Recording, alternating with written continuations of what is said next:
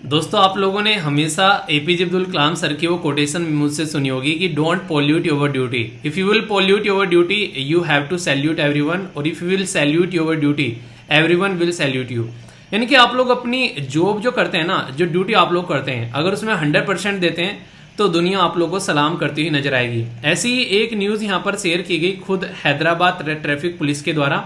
यहाँ पर जो है एसीपी की रैंक पर होते हुए दीना लक्ष्मी, उनके द्वारा यहाँ पर जो रोड के अंदर में वाटर लॉगिंग हो रही थी उसमें यहाँ पर हेल्प की गई ताकि इस पानी को निकाला जा सके। वो देखो आप लोग यहाँ पर एक तरीके से इंसान जो है वो इस पोस्ट पर रहते हुए, वरना कई सारे इंसान क्या होते हैं आप लोगों ने देखा होगा कि वो एक ऐसे ठाट में रहते हैं कि वो काम करने के लिए तैयारी नहीं है। पर ये होता है रियलिटी में असली कर्मठता बोलते हैं ना इसे, जो कर्म के ऊपर जीने वाला इंसान।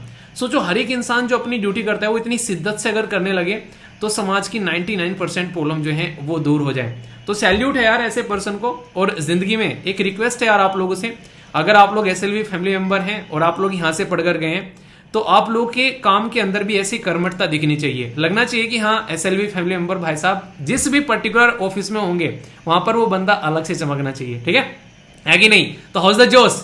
तो क्या सीखा इनसे बताइएगा जरूर, एक दो लाइन जरूर लिखिएगा। देखता हूं आप लोगों ने क्या इंस्पिरेशन ली इनसे और आप लोगों का क्या पॉइंट ऑफ व्यू है इनके ऊपर, तो बताना जरूर। ठीक है दोस्तों, ये एक ऐसी न्यूज है जो आज ही के द हिंदू न्यूज़पेपर में है और ये एक अवेयरनेस के पॉइंट ऑफ से आप लोग यहाँ पर इसके बारे में जान सकते हैं। कुछ आप लोगों को इससे रिलेटेड हमारे देश के कानून जो है उसके बारे में मैं आप लोगों को बताऊंगा कि अगर कोई डोवरी यानी कि दहेज लेता हुआ या उसके थ्रू उत्पीड़न करता हुआ किसी महिला के साथ में यहाँ पर पाया जाता है तो उसके लिए हमारे देश के अंदर में क्या प्रोविजन है वो भी मैं आप लोगों से बात करूंगा। अभी रिसेंटली क्या हुआ, एक बहुत ही दुखद घटना सामने निकल कर आई। एक महिला ने खुद भी अपनी जान दी और इसी के साथ में दो बच्चों को, जो कि छोटे छोटे बच्चे थे यार, उनकी भी बेसिकली जान ली। किसकी वजह से? यहाँ पर उसको दहेज के लिए परेशान किया जा रहा था। ये यहाँ पर आप लोगों को देखने को मिलेगा, एक बच्चे की एज थी 4 साल और दूसरे बच्चे की एज थी 2 साल बेसिकली यहाँ पर। और ये जो महिला थी ये 27 ईयर ओल्ड थी। तो आप लोग देखो अभी एज जो है वो कितनी थी, ये कोई एज भी नहीं थी। अभी कई सारे तो आप में से ऐसे होंगे जो कि फिलहाल ये वीडियो देख रहे होंगे इस एज में होंगे। तो इसका मतलब यहाँ पर अगर देखा जाए तो यहाँ पर एक 4 साल का बच्चा, एक 2 साल का बच्चा, तो टोटल मिलाकर बच्चे की एज कितनी होगी? यहाँ पर ये एज होगी बेसिकली 6 साल। 27 साल की ये महिला है बेसिकली अगर देखा जाए, मतलब लड़की थी। अब यहाँ पर मान लीजिए शादी के 1-2 साल में 1-2 साल भी बाद बच्चे होंगे, ऐसा तो नहीं कि शादी हुई इमीडिएटली बच्चा हो गया।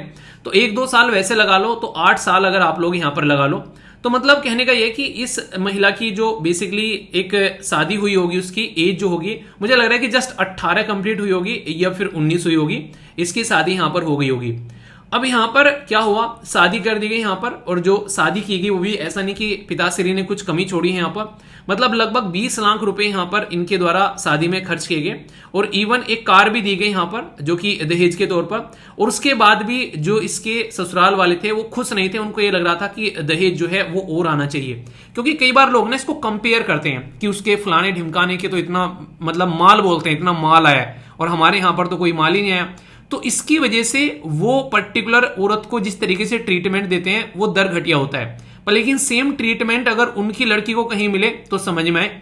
99% मैंने एक चीज और नोटिस की है, हालांकि ये ऐसा नहीं कि सही भी हो सकती है, ऐसा नहीं कि आप लोग इसको बिल्कुल सही बोलोगे, ये कुछ गलत भी हो सकती है। ये कोई ऐसा नहीं कि मैं बिल्कुल वही बात बोल रहा हूं कि हर जगह यही होता है। ठीक है कि जिन घरों में लड़कियां नहीं होती हैं, यानी कि जिनके बहन नहीं होती है फिर लड़कियां नहीं होती हैं, उन घरों में ये चीजें, ये टेंडेंसी कुछ ज्यादा देखने को मिलती है। क्योंकि जो लड़की के साथ में एक इमोशनलिटी जुड़ी होती है वो यहां पर निकल कर नहीं आती है। ये फ्रीक्वेंटली देखा गया है। पर लेकिन ऐसे भी हैं जिनके लड़कियां नहीं, उन्होंने लड़कियों को बहुत अच्छे से रखा है। मैं ये नहीं कह रहा हूं कि 100% सही है, पर मैक्सिमम केसेस यहां पर ये देखने को मिलते हैं। जैसे मैं आर्टिकल पढ़ता हूं तो ये केस कई बार निकल कर आता है कि लड़का अकेला है, कोई लड़की भी नहीं है, और उसकी वजह से यहां पर इस तरीके एक घटना देखने को मिलती है। उनको ये समझ में नहीं आता कि लड़की को पाला कैसे जाता है, किस तरीके से एक बाप जो है उसको सीने से लगाकर पालता है और फिर शादी करता है और उसके बाद में ये घटना देखने को मिलती है।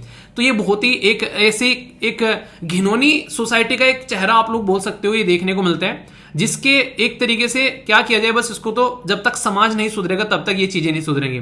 एजुकेशन सिस्टम हम लोग सुधार रहे हैं, पर लेकिन इस तरीके की चीजों के बारे में फोकस जो है वो भी अब तक नहीं है जितना होना चाहिए। क्योंकि आजादी के 75 साल हो गए, आज भी हम लोग ऐसी न्यूज डिस्कस कर रहे हैं, तो ये हमारा दुर्भाग्य है। हमारे देश के अंदर में कानून है, आप लोग जाकर देखोगे तो डोवरी प्रोहिबिशन एक्ट है हमारे देश के अंदर में, आज का नहीं है, 1961 का है।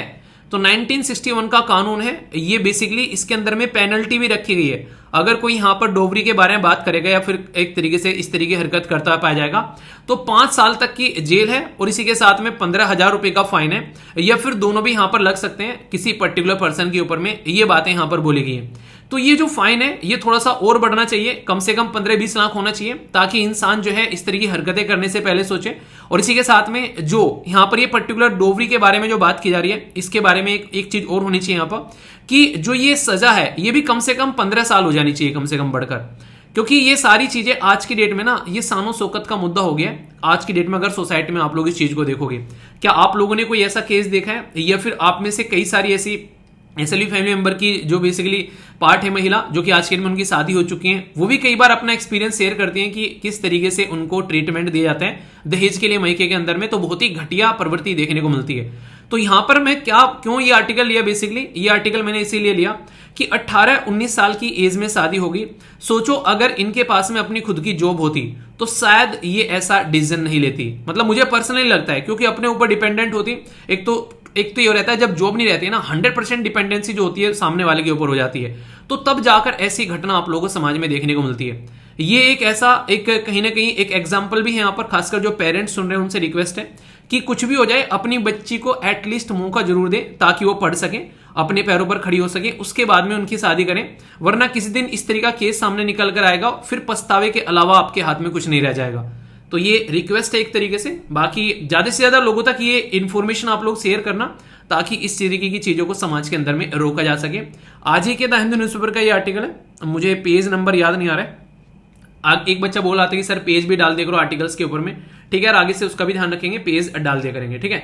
तो ये काफी इंपॉर्टेंट है। और डोवरी प्रोविजन एक्ट जरूर याद रखिएगा, हमारे देश के अंदर में जो है इसके प्रोविजन है जिसमें बाकायदा पेनल्टी के बारे में बात की जाती है, ठीक है।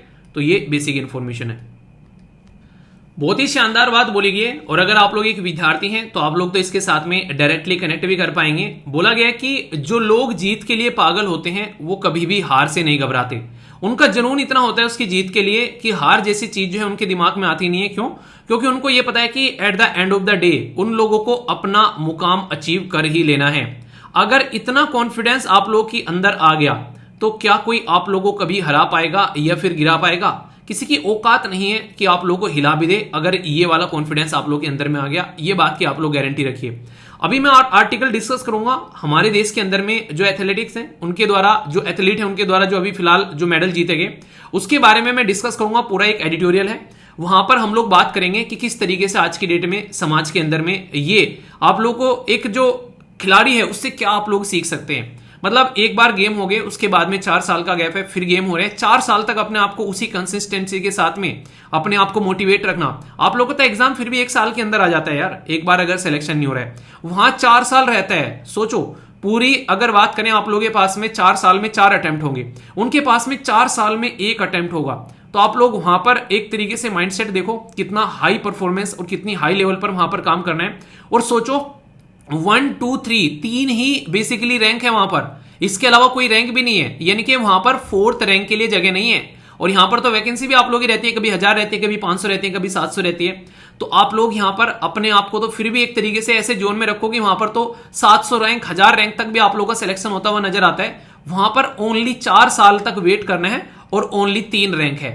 तो सोच के देखो आप लोग यहां पर कि किस लेवल का माइंडसेट बनाकर वो इंसान वहां पर जाता होगा और किस लेवल की परफॉर्मेंस वो उस तरीके से प्रैक्टिस करता होगा कि भाई साहब ये रिजल्ट निकाल कर लेकर आना है। तो ये चीज आप लोगों को फील करनी पड़ेगी कि आप लोग भी अगर यही सोचे कि 1st, 2nd और 3rd बस 3 ही रैंक में से 1 रैंक चाहिए और ऑप्शन ही नहीं है कि इसके अलावा कोई और आप लोगों के पास में, तो आप लोगों की प्रिपरेशन कैसी होगी उस टाइम पर। अगर आप लोग सोचकर देखो कि तीन ही सिलेक्शन होने, भाई साहब बस 3 ही वैकेंसी है, अब आप लोगों को तैयारी करनी है। अब आप लोग इस माइंड सेट के साथ में बैठकर तैयारी करो कि 3 में से 1 रैंक मेरी भी होनी है। अब देखो जब आप लोग प्रिपरेशन करने बैठोगे, आप लोग की एनर्जी का लेवल अगर 4 से 5 गुना नया बढ़ गया तो मुझे बता देना। तो सोचने का तरीका देखो। दूसरी साइड में एक आर्टिकल है, आज जो है आप लोगों को एक पर्टिकुलर इंपॉर्टेंट डे है जिसको बोलते हैं वर्ल्ड मेंटल हेल्थ डे। तो ये मेंटल हेल्थ डे भी है और इसके ऊपर एक आर्टिकल है, एक नहीं है 2 आर्टिकल है बेसिकली। तो इतने इंपॉर्टेंट आर्टिकल है कि आप लोग वो चक्षु खोलेंगे किस तरीके से इंसान जो है डिप्रेशन में रहता है, कैसी चीजें उसको सोसाइटी में देखने को मिलती हैं, तो उसके साथ भी आप लोग कनेक्ट कर पाएंगे। तो ये आर्टिकल आप लोगों को देखने को मिलेगा। हेल्थ के बारे में काफी अच्छे से डिस्कस करेंगे, इसके बारे में डिस्कस करेंगे यहां पर, और खासकर इनफॉर्मल वर्कर के बारे में बात की जा रही है और यूथ के बारे में बात की जा रही है। तो दो आर्टिकल आप लोग के कंबाइन कर कर इसके अंदर में डिस्कस करूंगा, तो आप लोगों को काफी कुछ यहां पर सिखा कर जाएंगे आज का ये डिस्कशन। मतलब टेंशन के साथ में कैसे डील करना है, डिप्रेशन के साथ में कैसे डील करना है, बहुत सारी ऐसी चीजें यहां पर इन आर्टिकल्स के अंदर में बोली गई है। ठीक है, इसी के साथ में यहां पर ये जो साइड वाला आर्टिकल है, फिर से यहां पर इजराइल के बारे में बातें कर रहे हैं। इजराइल ने जिस तरीके से अभी यहां पर इंपैक्ट आप लोगों को देखने को मिल रहे हैं, 700 से ज्यादा लोगों की जान चली गई है और इसी के साथ में अभी काउंटिंग में चल रहे हैं। और जिस तरीके से आप लोगों ने शॉर्ट देखी, कल 7 बजे शॉर्ट अपलोड की थी, एक बच्चा कह रहा था कि सर जो शॉर्ट अपलोड करते हो उसका टाइम बता दो ताकि हम लोग चीजों को जो है उसी टाइम पर देख सकें। शॉर्ट्स का अपलोड करने का टाइम चलिए आप लोग बताइए किस टाइम रखना है। वैसे मॉर्निंग में रख दें 9 बजे भी आप लोग चाहे तो शॉर्ट देख सकते हैं। मॉर्निंग में अगर उसको अपलोड कर दिया जाए या फिर इवनिंग में उसको 7 बजे अपलोड कर दिया जाए, तो दोनों में से एक टाइम अपलोड कर दिया जाया करेगा। 1 मिनट में बहुत ही इंटरेस्टिंग सी इंफॉर्मेशन आप लोगों को मिल जाती है। जैसे कल हम लोगों ने इजराइल के बारे में बात की, अभी उसके ऊपर और भी सोर्स आएंगे आप लोगों की इजराइल के बारे में जो बेसिक इंफॉर्मेशन आप लोगों को बताएंगे। ठीक है, एनिमेशन के फॉर्म में समझना आसान रहता है तो उसको आप लोग ऐसे समझ सकते हैं। तो अभी यहां पर एक और आर्टिकल है, यहां पर ये वाला आर्टिकल, ये भी इजराइल के बारे में है। ये दोनों आर्टिकल में बेसिक बात यही बोली गई कि ये एक ऐसा युद्ध स्टार्ट हो गया जो कि रुकने वाला नहीं है। और 2 नेशन की जो थ्योरी बोली गई थी कि हाँ एक साइड में पैलेस्तीन हो जाए और एक साइड में इजराइल हो जाए, वो 2 नेशन की थ्योरी जो है वो फेल होती हुई यहां पर नजर आ रही है।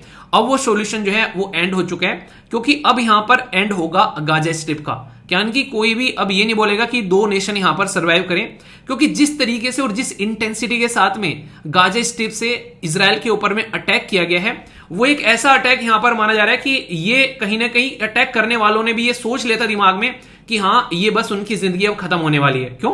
क्योंकि आप लोग अगर रियलिटी देखोगे यहां पर उन्होंने क्या किया, उन्होंने गाजा स्ट्रिप से अटैक किया किस किस तरीके से। एक तो सबसे पहले उन्होंने इनका आयरन डोम जो है वो बर्बाद किया। आयरन डोम क्या है? ये एक तरीका डिफेंस सिस्टम है, एयर डिफेंस सिस्टम। बहुत सारी मिसाइल अगर आ रही हैं तो इमीडिएटली ये क्या करता है, उनको खत्म कर देता है हवाई हवा में। दूसरा, इन्होंने सबसे खतरनाक काम क्या किया, ये काफी देखने को मिलेगा, इन्होंने जो फेंसिंग थी उसको बुलडोजर से उड़ा दिया। तीसरा खतरनाक काम क्या किया, पानी के थ्रू जो है यहां पर एंट्री की। चौथा, यहां पर ये पैराग्लाइडिंग के थ्रू यानी कि एक तरीके से अपना ऊपर हवा में भी यहां पर इनके द्वारा एंट्री की गई, वो भी गोलियां बरसाते हुए। तो सोच के देखो, आयरन डोम काम करता है अच्छे से, पर लेकिन जब 5000 रॉकेट एक साथ तुम दाग दोगे तो क्या कंडीशन बनेगी, वो सोचने वाली होगी। दूसरा इंपॉर्टेंट मुद्दा, अभी यहां पर इजराइल किस तरीके से रिएक्ट कर रहा है उसको भी सोचना होगा। क्यों? क्योंकि ये सारा एरिया इजराइल के द्वारा कैप्चर किया गया है। गोलन हाइट को लेकर अभी बात की जा रही है। अगर इजराइल यहां से सारा फोर्स इधर लेकर आ जाता है गाजा स्ट्रिप पे, तो कल को हो सकता है कि यहां पर गोलन हाइट पर सीरिया अटैक कर दे, अपनी गोलन हाइट को अपने कब्जे में लेने के लिए। लेबनान जो है उसमें हिजबुल्लाह करके ग्रुप आप लोगों को देखने को मिलेगा, वो अटैक कर दे। और हो सकता है इधर चारों तरफ से इजराइल ऐसी जगह अभी घिरा हुआ है कि उसको ऐसा नहीं कि एक तरीके से अफरा तफरी में स्टेप लेना है, तो एक तरीके से शांत माइंड के साथ में उसको काम करना पड़ेगा यहां पर। तो ये सिचुएशन देखने को मिलेगी। अब तक जो बेंजामिन नेतन्याहू थे ना, उसको कई सारे लोग बोला करते थे कि डिक्टेटर की तरीके से इजराइल पर रूल करते हैं, पर लेकिन जो ये काम किया गया ना अभी गाजा स्ट्रिप से यहां पर हमास के द्वारा, अब पूरे के पूरे लोग जो हैं वो उनके पीछे आकर खड़े हो गए हैं। अब उनको फ्री हैंड मिल जाएगा कि वो जो चाहे वो कर सकते हैं। तो पूरे तरीके से गाजा स्ट्रिप को बिल्कुल सीज कर दिया गया है। अभी आने वाले टाइम में आप लोगों को खतरनाक सिचुएशन यहां पर देखने को मिलेगी। तो इसलिए बोला गया कि 2 नेशन की जो थ्योरी थी ना, जो यहां पर लग रहा था कि यहां 2 नेशन होंगे, यहां पर दोनों शांति में एक दूसरे के साथ में रहेंगे, वो खत्म हो चुकी है। अब यहां पर खात्मा आप लोगों को होता हुआ नजर आएगा और इसकी वजह से दुनिया भर में जो अशांति देखने को मिलेगी वो एक नेक्स्ट लेवल की नजरिया आप लोगों को नजर आएगा। तो इसी के बारे में 2 आर्टिकल है यहां पर, इनके बारे में इनके जो नोट्स हैं वो प्रोवाइड करा दिए जाएंगे, क्योंकि बेसिक चीजें वही हैं, घुमा फिराकर वही बातें बोली जा रही हैं जो 2 दिन से हम लोग डिस्कस कर रहे हैं। ठीक है, 2 नेशन की थ्योरी वाला ये कॉन्सेप्ट था, ये मैंने आप लोगों को बता दिया, जो कि आप लोग माइंड में याद रखिएगा। ठीक है, ये एक अच्छा आर्टिकल है यहां पर फ्रीडम ऑफ प्रेस के बारे में फिर से आप लोगों को देखने को मिल रहा है, तो इसके बारे में भी हम लोग यहां पर डिस्कस करेंगे। और यहां पर जो है ये आप लोगों के सामने डेटा पॉइंट है। ये डेटा पॉइंट किसके बारे में बात कर रहा है, कंज्यूमर के बारे में बात कर रहा है। 7 ईयर में अभी पीक पर देखने को मिल रहे हैं यहां पर किस तरीके से आज की डेट में सिचुएशन जो है रिजर्व बैंक ऑफ इंडिया के द्वारा जो अभी यहां पर डेटा सामने रखा गया, तो उसमें भी यहां पर बातें बताई जा रही है कि किस तरीके से यहां पर कंज्यूमर कॉन्फिडेंस सर्वे जो निकलकर सामने आ रहा है इंडिया के अंदर, उसके बारे में बात की जा रही है। यानी कि लोग किस तरीके से खरीदते हैं सामान को, उनकी इनकम किस तरीके से देखने को मिलती है। ठीक है, एम्प्लॉयमेंट अपॉर्चुनिटी कितनी है देश के अंदर में, तो ये बातें यहां पर बताई जा रही है। प्राइस का लेवल क्या बढ़ रहा है, तो ये एक डेटा पॉइंट के थ्रू यहां पर ये चीजें एक्सप्लेन करने की कोशिश करते हैं। ठीक है, ये वाला आर्टिकल किससे रिलेटेड है, ये साइड वाला आर्टिकल आप लोगों को देखने को मिलेगा एशियन गेम से रिलेटेड। बड़ा ही इंटरेस्टिंग सा आर्टिकल है, आप लोगों को मोटिवेशन भी देकर जाएगा। यहाँ पर इसके बारे में बात करेंगे। एक इंपॉर्टेंट आर्टिकल यहाँ पर ये है जो कि यहाँ पर शेड्यूल एरिया के बारे में बात कर रहे हैं।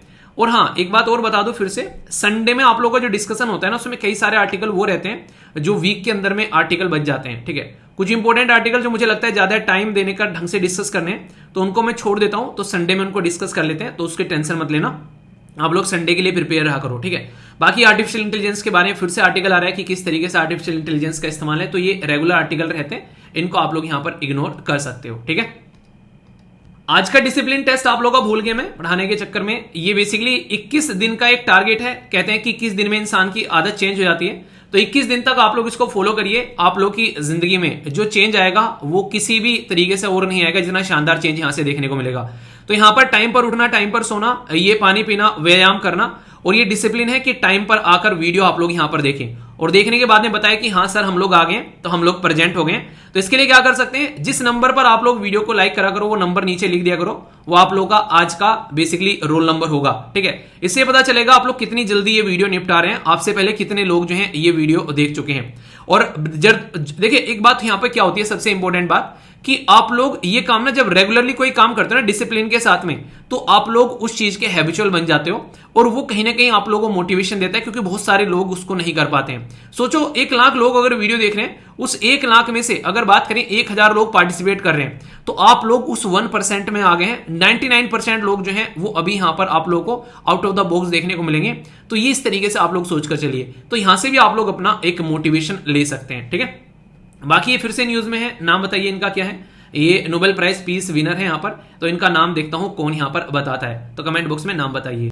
दोस्तों इसको कहते हैं झंडे गाड़ देना। भाई साहब 100 से ज्यादा मेडल डिसाइड करके लेके आए हैं। ऐसा नहीं कि हम लोगों ने इतने एक तरीके से, एक तो कहता है कि यार इतने मेडल आ जाने चाहिए, हमने बोला था कि इतने तो मेडल लेके आएंगे ही आएंगे, यानी कि मेडल्स की सेंचुरी मार के हम लोग आए हैं एशियन गेम के अंदर में।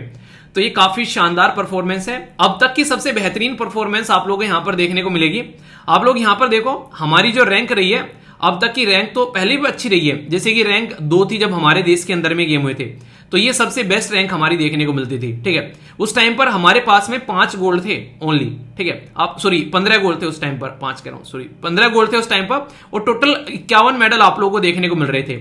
अगर ये टेनली देखोगे आप लोग यहां पर 1951 से लेके जब से एशियन गेम स्टार्ट हुए हैं, सबसे पहले हमारे यहां पर एशियन गेम हुए थे, अब तक की अगर आप लोग टैली देखोगे तो यहां पर 107 मेडल अब तक के सबसे ज्यादा हैं। और गोल्ड में भी अगर आप लोग देखोगे 28 गोल्ड हैं, अब तक के सबसे ज्यादा गोल्ड आप लोगों को देखने को मिल रहे हैं। तो अब तक एशियन गेम से टोटल मिलाकर 183 गोल्ड हम लोग जीत चुके हैं, और टोटल मिलाकर 779 मेडल हमारे पास में आ चुके हैं अब तक का। ठीक है, तो ये हमारी परफॉर्मेंस है अलग अलग गेम के अंदर में। अब यहां पर ये जो गेम थे ये चाइना के अंदर में हो रहे थे, याद रखिएगा। ये कहां पर थे, हांगजांग जू के अंदर में। ये आप लोगों को 2022 के गेम देखने को मिलेंगे, 2023 में हो रहे थे वो अलग बात है, क्योंकि कोविड-19 और उन सब चीजों की वजह से ये चाइना के अंदर में नहीं हुए थे। तो ये 2022 के थे, 19th नंबर के गेम थे। ये काफी इंपॉर्टेंट है जो आप लोगों को याद रखना है, डायरेक्ट आप लोगों से पूछे कोई। दूसरा, इससे अगले वाले गेम कहां पर होंगे, ये होंगे यहां पर अच्छी नगोया के अंदर में। नगोया प्रोटोकॉल का नाम सुना है, बताइए किससे रिलेटेड है, देखता हूं कौन बताते हैं नगोया प्रोटोकॉल के बारे में।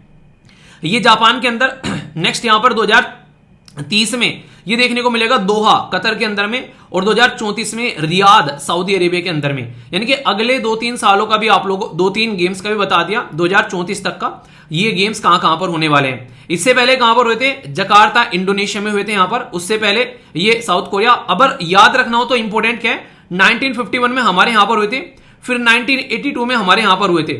तो ये जरूर याद रखिएगा, हमारे यहां पर 2 बार ये गेम हो चुके हैं। ठीक है, और हमारी परफॉर्मेंस उनमें काफी डिसेंट आप लोगों को यहां पर देखने को मिलती है। ठीक है, तो ये एक बेसिक चीजें हैं जो आप लोग याद रखिएगा।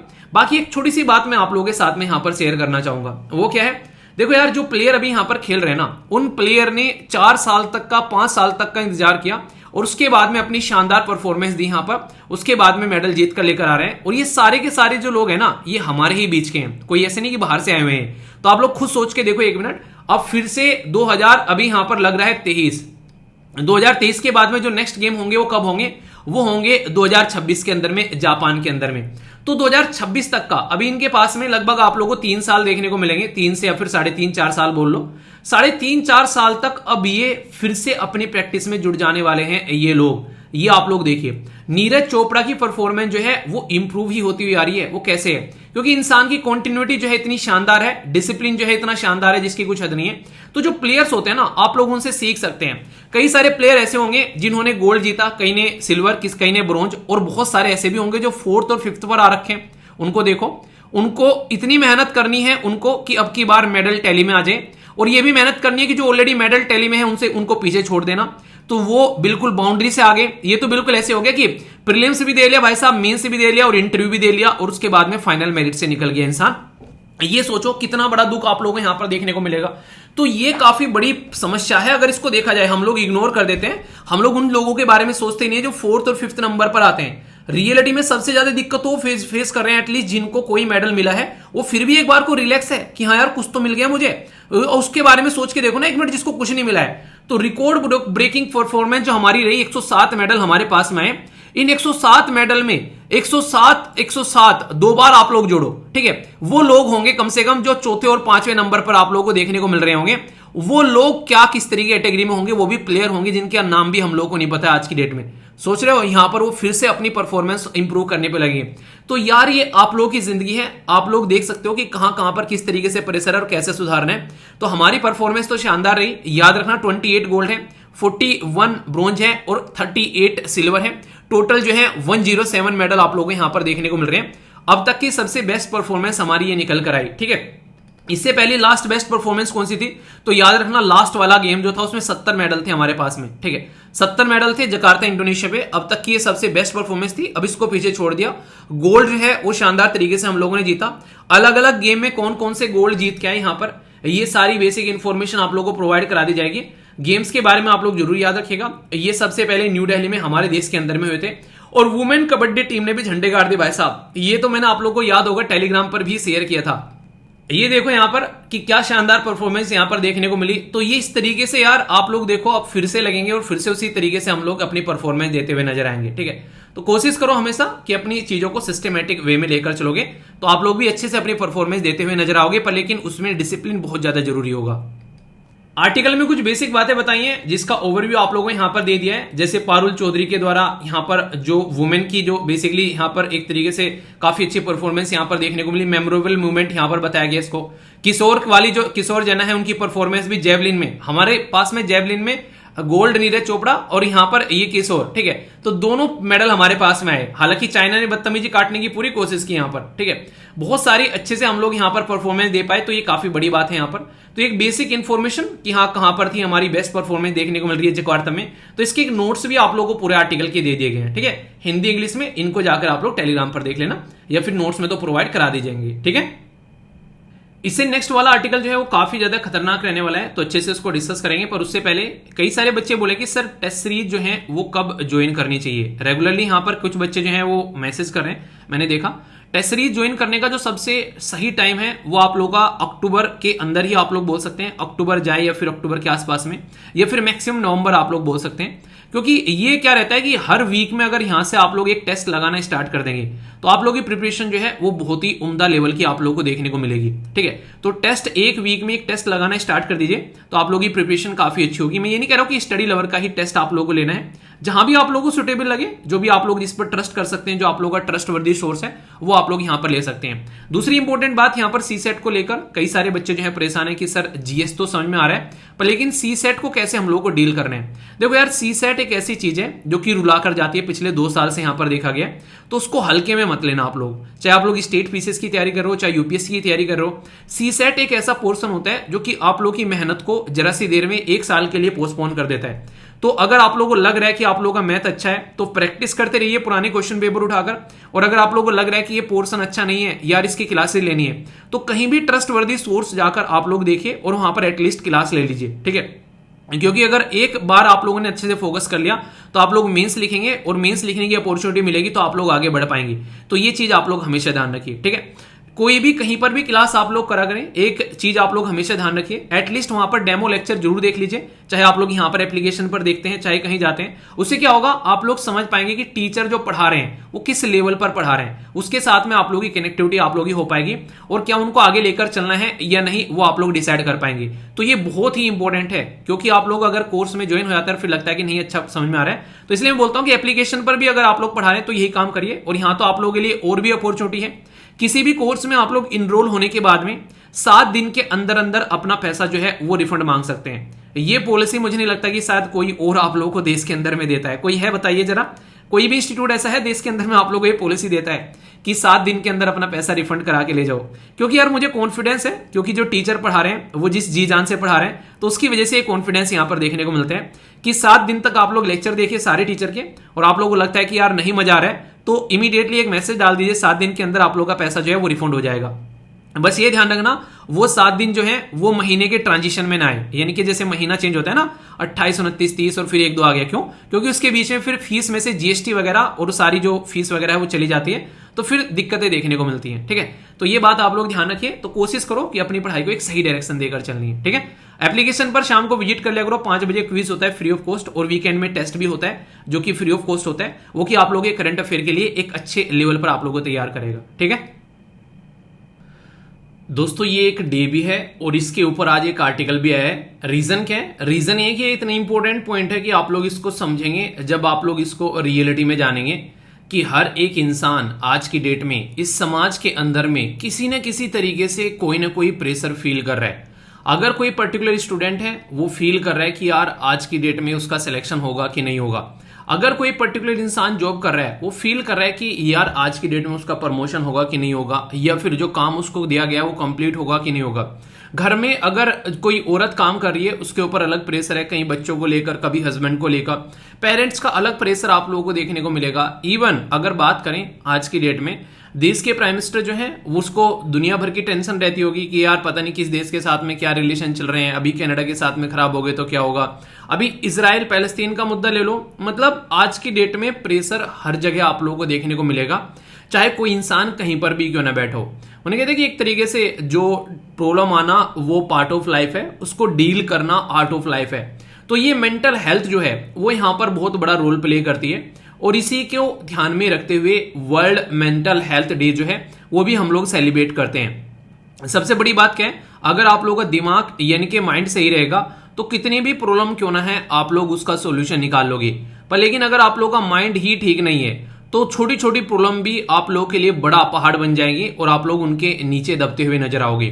और ये ऐसी दिक्कत है जो हर जगह देखने को मिलती है। इसीलिए 10 अक्टूबर यानी कि आज का दिन ये अवेयरनेस के तौर पर यहाँ पर जिससे कि लोग जो है आज के दिन में सुसाइड कर रहे हैं या फिर कोई भी ऐसी हरकत जो जिससे देखने को मिल रही है कि इंसान की जान जा रही है, तो इसके बारे में पता होना चाहिए एटलीस्ट सोसाइटी में। तो ये world federation for mental health के द्वारा ऑर्गेनाइज कराया गया, सपोर्ट किया गया वर्ल्ड हेल्थ ऑर्गेनाइजेशन के द्वारा भी, international association for suicide prevention and United for the global mental health, इनके द्वारा मिलकर यहां पर काम किया गया।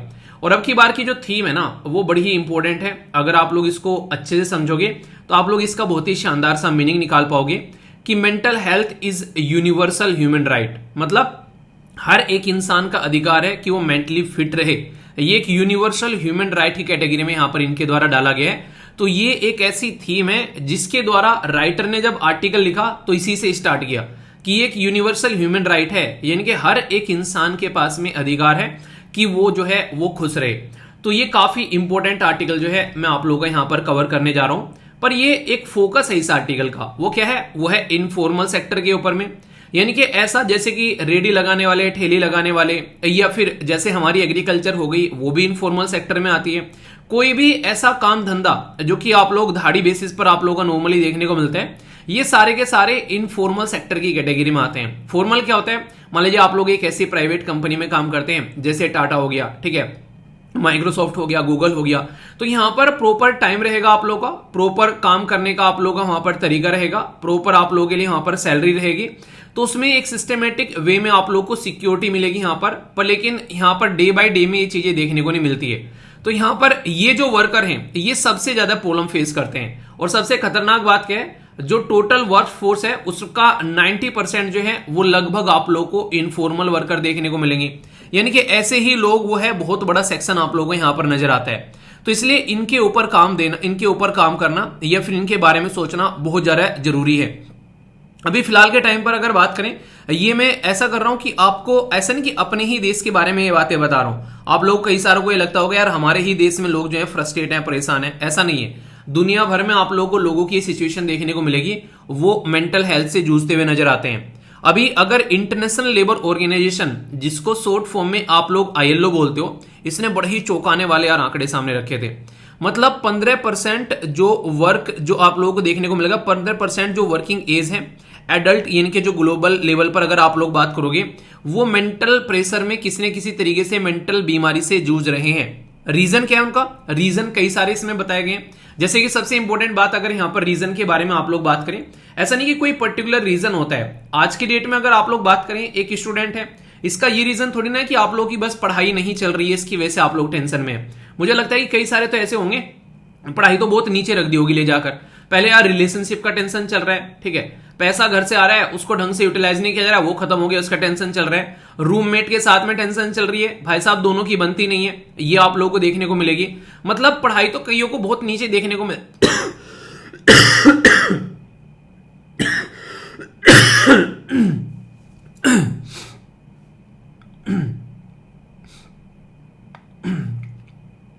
कैसी खांसी थी आंख में पानी आ गया खांसते।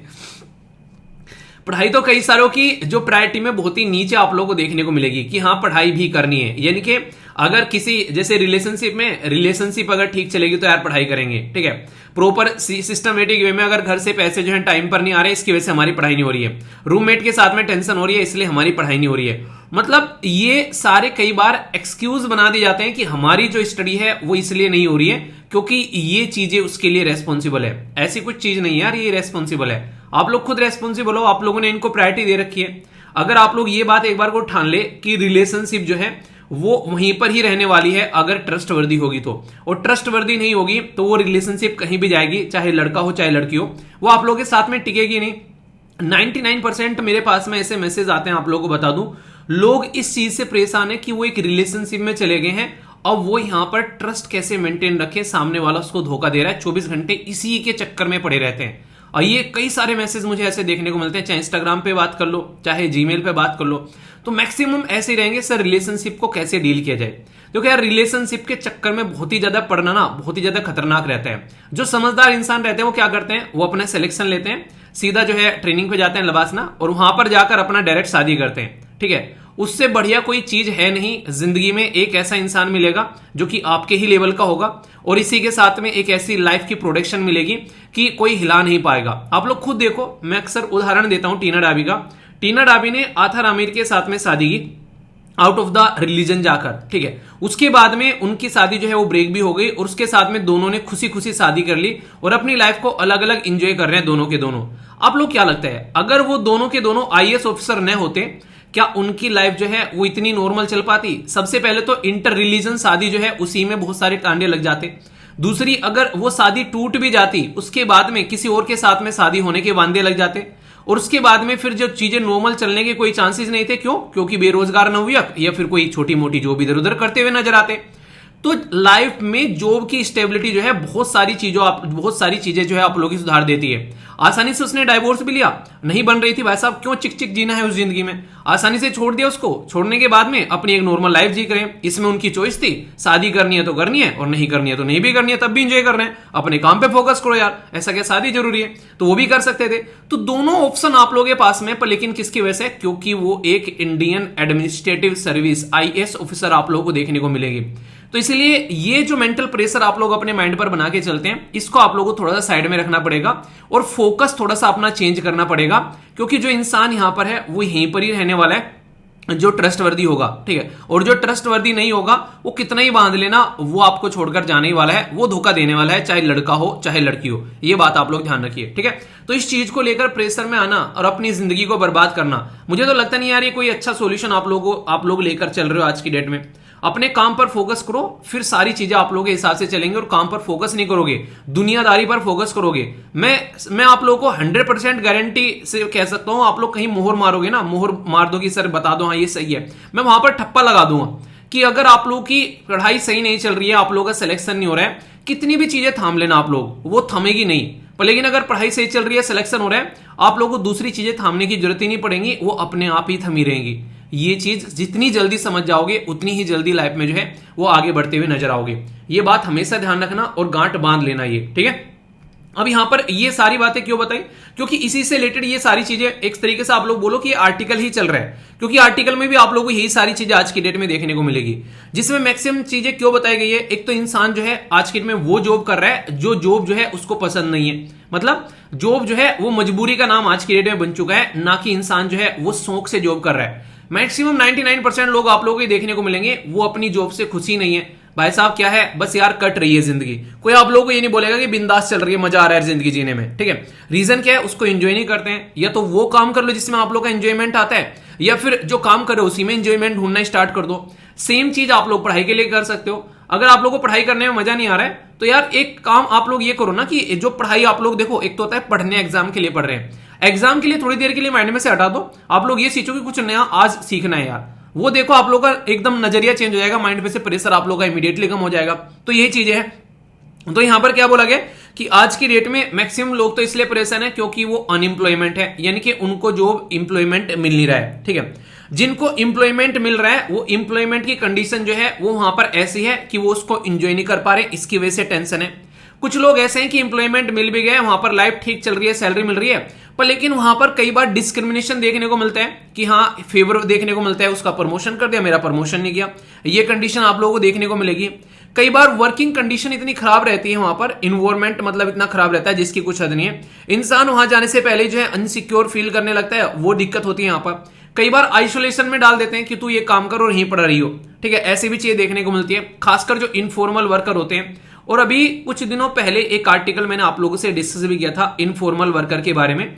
इतनी बुरी कंडीशन है इनफॉर्मल वर्कर की, उनकी जो वाइफ रहती है ना, उनका यूटेरस भी निकाल दिया जाता है कई जगह। क्यों? क्योंकि ताकि वो प्रेग्नेंट ना हो सके। अगर प्रेग्नेंट होगी तो बार बार जो है उनके काम में विघ्न पड़ेगा। ऐसी भी घटिया हरकतें देखने को मिलती हैं यहाँ पर, जब यहाँ पर कई सारे वर्कर इधर उधर काम करते हैं। इवन उनकी जॉब को कंटिन्यू रखने के लिए कई बार उनकी जो वाइफ जो जाती है, जो माइग्रेंट वर्कर होते हैं, उनसे सेक्सुअल फेवर तक लिया जाता है। वहां पर उनको बहुत ही बुरी तरीके से ट्रीट किया जाता है। अगर सेक्सुअल फेवर नहीं दोगे तो तुम्हारे हस्बैंड को भी नौकरी से निकालेंगे और तुमको भी यहां से नौकरी से निकाल के फेंकेंगे। तो ऐसी कंडीशन भी यहां पर रहनी पड़ती है। सोच रहे हो कि इंसान जो है वो जिंदा मर जाता है अगर ऐसी सिचुएशन उसके सामने आ जाती है। तो ऐसी सिचुएशन में इंसान क्या ही कर लेगा, आप लोग खुद सोचो। तो मेंटल ट्रोमा इनफॉर्मल वर्कर जो है वो आज की डेट में सबसे ज्यादा झेल रहे हैं। और ये एक ऐसा आर्टिकल मैं आप लोगों से डिस्कस कर रहा हूं, इस तरीके के आर्टिकल से आप लोगों का मेंस के अंदर में ना बहुत ही जल्दी क्वेश्चन बनता है यूपीएससी के अंदर में। और चाहे यूपीएससी की बात कर ले, चाहे आप लोग स्टेट पीसीएस की बात कर ले, या फिर आप लोग कहीं निबंध लिखने के लिए आता है ऐसे उसकी बात कर लीजिए, डायरेक्ट क्वेश्चन आप लोगों के बनेगा यहाँ पर इनफॉर्मल सेक्टर में मेंटल हेल्थ का इशू किस तरीके से आज के सोसाइटी में देखने को मिल रहा है। क्योंकि 90% वर्क फोर्स के बारे में बात की जा रही है यहाँ पर, 90% इनफॉर्मल सेक्टर में काम करने वाले लोग हैं। अगर आप लोग यहां पर बात करेंगे तो उनको प्रॉपर सही तरीके का इन्वायरमेंट नहीं मिलेगा, तो किस तरीके की कंडीशन उनको फेस करनी पड़ेगी आप लोग खुद देखो। अनसर्टेनिटी रहती है जॉब की, डिस्क्रिमिनेशन रहता है, ये सारी बातें मैंने आप लोगों को बताई। तो इसकी वजह से कंडीशन जब अच्छी नहीं होगी तो इंसान क्या करेगा। और ऐसा नहीं मैं यहीं पर ही आप लोगों से बात कर रहा हूं, ये आप लोगों को देखने को मिलेगा जब इसके ऊपर स्टडी की गई एक पर्टिकुलर ऑर्गेनाइजेशन है जिसका नाम है द लोक नीति। वो कई बार ऐसी स्टडी प्रस्तुत करती है। तो उसने यहां पर जब स्टडी प्रस्तुत की उसने बताया 15 से लेकर 34 साल के बीच के 18 स्टेट के बहुत सारे वर्कर को जब हम लोगों ने स्टडी किया तो उसमें ये देखा कि वो इमोशनली बैलेंस्ड ही नहीं है। यानी कि एक तरीके से उनकी लाइफ जो है वो बड़ी ही अनप्रेडिक्टेबल देखने को मिलती है। उनको लगता है कि यार पता नहीं जिंदगी में क्या होने वाला है। और इसी की वजह से लोग जो है वो यहां पर कई बार सुसाइड करते हुए नजर आते हैं। ठीक है, कई बार कई सारी स्टेट में तो कंडीशन अच्छी है कि हाँ यार उस स्टेट में जाओगे सैलरी भी अच्छी मिलती है, वर्कर को काम करने की कंडीशन भी अच्छी है। पर कई सारी स्टेट में इतनी दयनीय है कि इंसान जो है वो जैसे तैसे अपनी जिंदगी चला रहा होता है। तो वहां पर काफी बड़ी दिक्कत आप लोगों को देखने को मिलती है। राइटर ने काफी बड़ा मुद्दा उठाया इसके अंदर में, जो मुझे पर्सनली लगा कि हाँ ये उठाने वाला भी है, क्योंकि आने वाले टाइम में आप लोगों को देखने को मिलेगा कि यहां पर खासकर अगर आप लोग बात करें, अभी हमारी सोसाइटी जो है वो एक यंग सोसाइटी के तरीके से हम लोग देख रहे हैं। मैंने डिस्कस किया था आप लोगों से एक आर्टिकल कि 2050 तक हमारा देश जो है उसमें 20% जो पॉपुलेशन है वो आप लोगों को ऐसी देखने को मिलेगी, जो पॉपुलेशन कहीं ना कहीं किसी न किसी तरीके से डायरेक्ट और इनडायरेक्ट वे में बुजुर्ग यानी कि बूढ़ी पॉपुलेशन आप लोगों को होती नजर आएगी। तो जब वो बुजुर्ग या बूढ़ी पॉपुलेशन होती है आप लोगों को नजर आएगी, आप लोग खुद देखो कि वो कितना ज्यादा डिप्रेशन में रहेगी अगर उसके पास में जॉब यानी कि एम्प्लॉयमेंट नहीं होगी। तो ये सोचने वाली बात है, अभी से इसके ऊपर काम करना पड़ेगा वरना दिक्कतें देखने को मिलेगी। एक बहुत ही इंटरेस्टिंग चीज यहां पर आप लोगों को देखने को मिलती है, आज की डेट में भी जब हम लोग इनफॉर्मल सेक्टर के बारे में बात करते हैं ना, उसमें 95% जो महिलाएं होती हैं वो प्रॉब्लम फेस करती हैं सबसे ज्यादा, ठीक है, क्योंकि हम लोग पैट्रियार्कल सोसाइटी पुरुष प्रधान देश में रहते हैं, तो महिलाओं को प्रॉब्लम वहां पर फेस करनी पड़ती है, जैसे मैंने बताया सेक्सुअल फेवर और ये सारी चीजें, और वो माइग्रेंट होकर वैसे जाती हैं। आप लोग खुद सोचो, खाना भी बनाना है, ठीक है, हस्बैंड का भी ध्यान रखना है, बच्चों का भी ध्यान रखना है, और काम टाइम बचे तो उसमें काम भी करना है। आप लोग सोच के देखो वो औरत किस तरीके से डेली अपनी जिंदगी जीती होगी। तो एक बहुत ही खतरनाक लेवल का उसका माइंडसेट रहता है उस टाइम पर, किसी तरीके से जैसे तैसे जिंदगी चल रही होती है, पर इन रियलिटी में वो जी नहीं रही होती है, बस अपने टाइम को काट रही होती है। तो इसीलिए बोला गया कि अगर आप लोग मेंटल हेल्थ के बारे में बात करेंगे तो कैसे आप लोग मेंटल हेल्थ को लेकर चलोगे।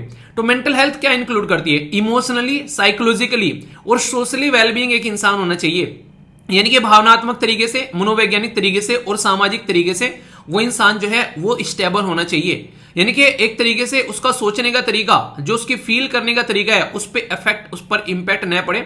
अगर इस तरीके का माहौल है तो वो नॉर्मल है, वरना स्ट्रेस कई बार ना हैंडल करना इंसान को भारी पड़ जाता है। तो ये चॉइस आप लोग खुद देखो एक मिनट, आज की डेट में अगर मैं आप लोगों को बोलूं, आप लोगों ने टेंशन ले लिया कि यार कल एग्जाम है, ठीक है, या फिर टेंशन ले लिया कि यार रिलेशनशिप में था वो इंसान जो है सामने वाला किसी और के साथ में भी मतलब तुमको चीट कर रहा है, तो आप लोग क्या करोगे, अपने दिमाग में वो थॉट जो है वो ऐसे घुमाना स्टार्ट कर दोगे, और वो ऐसे ही घूमता चला जाएगा, ऐसे ही घूमता चला जाएगा, और घूमते घूमते दिमाग एक टाइम पर ऐसा होता है कि फटेगा, एक साइड में टूट के गिरेगा। तो ये कब होता है, उसी थॉट को जब आप लोग रिपीटेडली उसी को रिकॉल कराते रहते हो। तो किसी भी तरीके से इसको आप लोग को इंटरप्ट करना है, ये जो थॉट चल रहे हैं उसके लिए कुछ भी कर सकते हो आप लोग। थोड़े टाइम के लिए जहां पर रहते हो वहां से निकल जाओ, कोई मूवी देखने बैठ जाओ, और सबसे आसान तरीका है कोई दोस्त जिसके साथ में अच्छा मन लगता है उसके पास में चला जाओ, और इससे भी आसान तरीका किसी की जरूरत ही नहीं है, कोशिश करो जैसे तैसे अगर आप लोग या तो थोड़ी सी एक्सरसाइज करो। एक्सरसाइज बहुत सारी चीजें आप लोग की एक तरीके से रिलीव कर देती है, और उसके बाद में एक नींद लेने की कोशिश करो। जैसे ही सोकर उठेगा ना, माइंड जो है वो आप लोगों को रिसेट मिलेगा और काफी ज्यादा रिलैक्स फील करते हुए आप लोग नजर आओगे।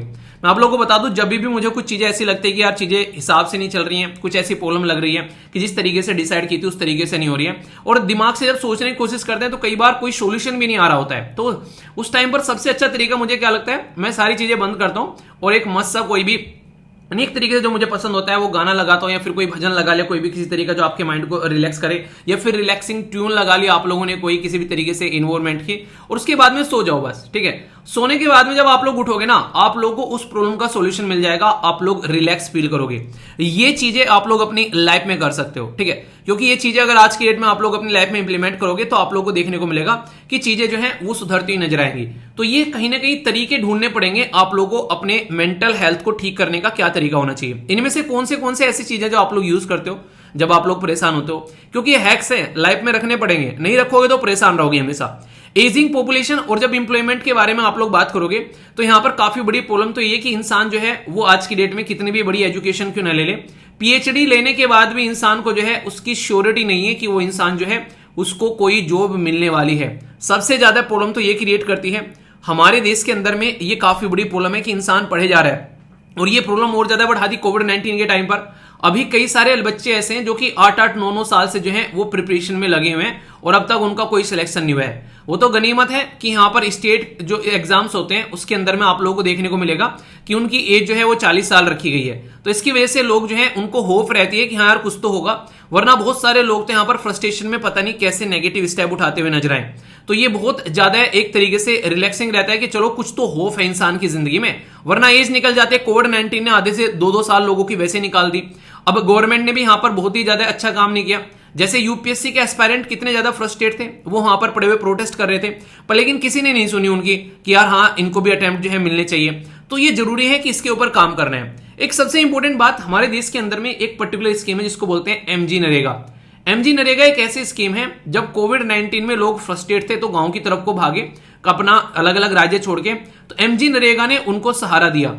और उसी नरेगा को आज के डेट में फंड की एलोकेशन नहीं हो पा रही है ढंग से। इसकी वजह से कई सारे लोगों की जॉब वैसे जा रही है, यहां पर ये एक नई दिक्कत निकल कर आ रही है। वर्ल्ड मेंटल हेल्थ रिपोर्ट 2022 में कई सारी चीजों पर एम्फेसिस किया गया कि community based human right oriented care आप लोगों को मिलनी चाहिए। उसमें अगर इंसान को ये कुछ चीजें मिल रही हैं कि हाँ एक तरीके से एटलीस्ट उसको 100 रुपए डेली के मिल रहे हैं, 150 रुपए डेली के मिल रहे हैं, तो एक ना होने से तो कुछ होना अच्छा है ना, तो कम से कम कुछ रिलैक्स करेगा। सस्टेनेबल डेवलपमेंट गोल इसमें बहुत इंपॉर्टेंट रोल प्ले करता है। यहां पर बोला गया कि ये ऐसा गोल है जो कि आप लोग यहां पर ये गुड हेल्थ के बारे में बात करते हैं और वेलबींग के बारे में बात करते हैं, तो इसमें मेंटल हेल्थ को भी आप लोग इंक्लूड करके चल सकते हैं, जो कि यहां पर काफी इंपॉर्टेंट है। और दूसरा सबसे इंपॉर्टेंट सस्टेनेबल डेवलपमेंट गोल जो इसी के साथ में आप लोग कनेक्ट कर सकते हैं वो है decent work and economic growth. तो एक ये पॉइंट आप लोग यहां पर काफी अच्छा है जो कि आप लोग इंक्लूड कर सकते हो। तो ये सारी की सारी बेसिक चीजें जो हैं वो यहां पर इंसान को कहीं ना कहीं एक सही डायरेक्शन में एक सही लाइफ जीते हुए नजर आएंगे, वरना प्रॉब्लम झेलते हुए नजर आएंगे। इसके ऊपर एक क्वेश्चन भी आप लोगों को मिलेगा, देखता हूं कौन इसका सही आंसर देगा। तो क्वेश्चन दिया जाएगा आंसर राइटिंग के लिए, तो उसको आप लोग जरूर पार्टिसिपेट करिएगा, ठीक है। तो मेंटल हेल्थ को लेकर आप लोग भी अपनी लाइफ में थोड़ी सी चीजें अच्छी रखिए, क्योंकि प्रॉब्लम फेस करते हो फिर दिक्कत आती है बहुत सारी लाइफ में।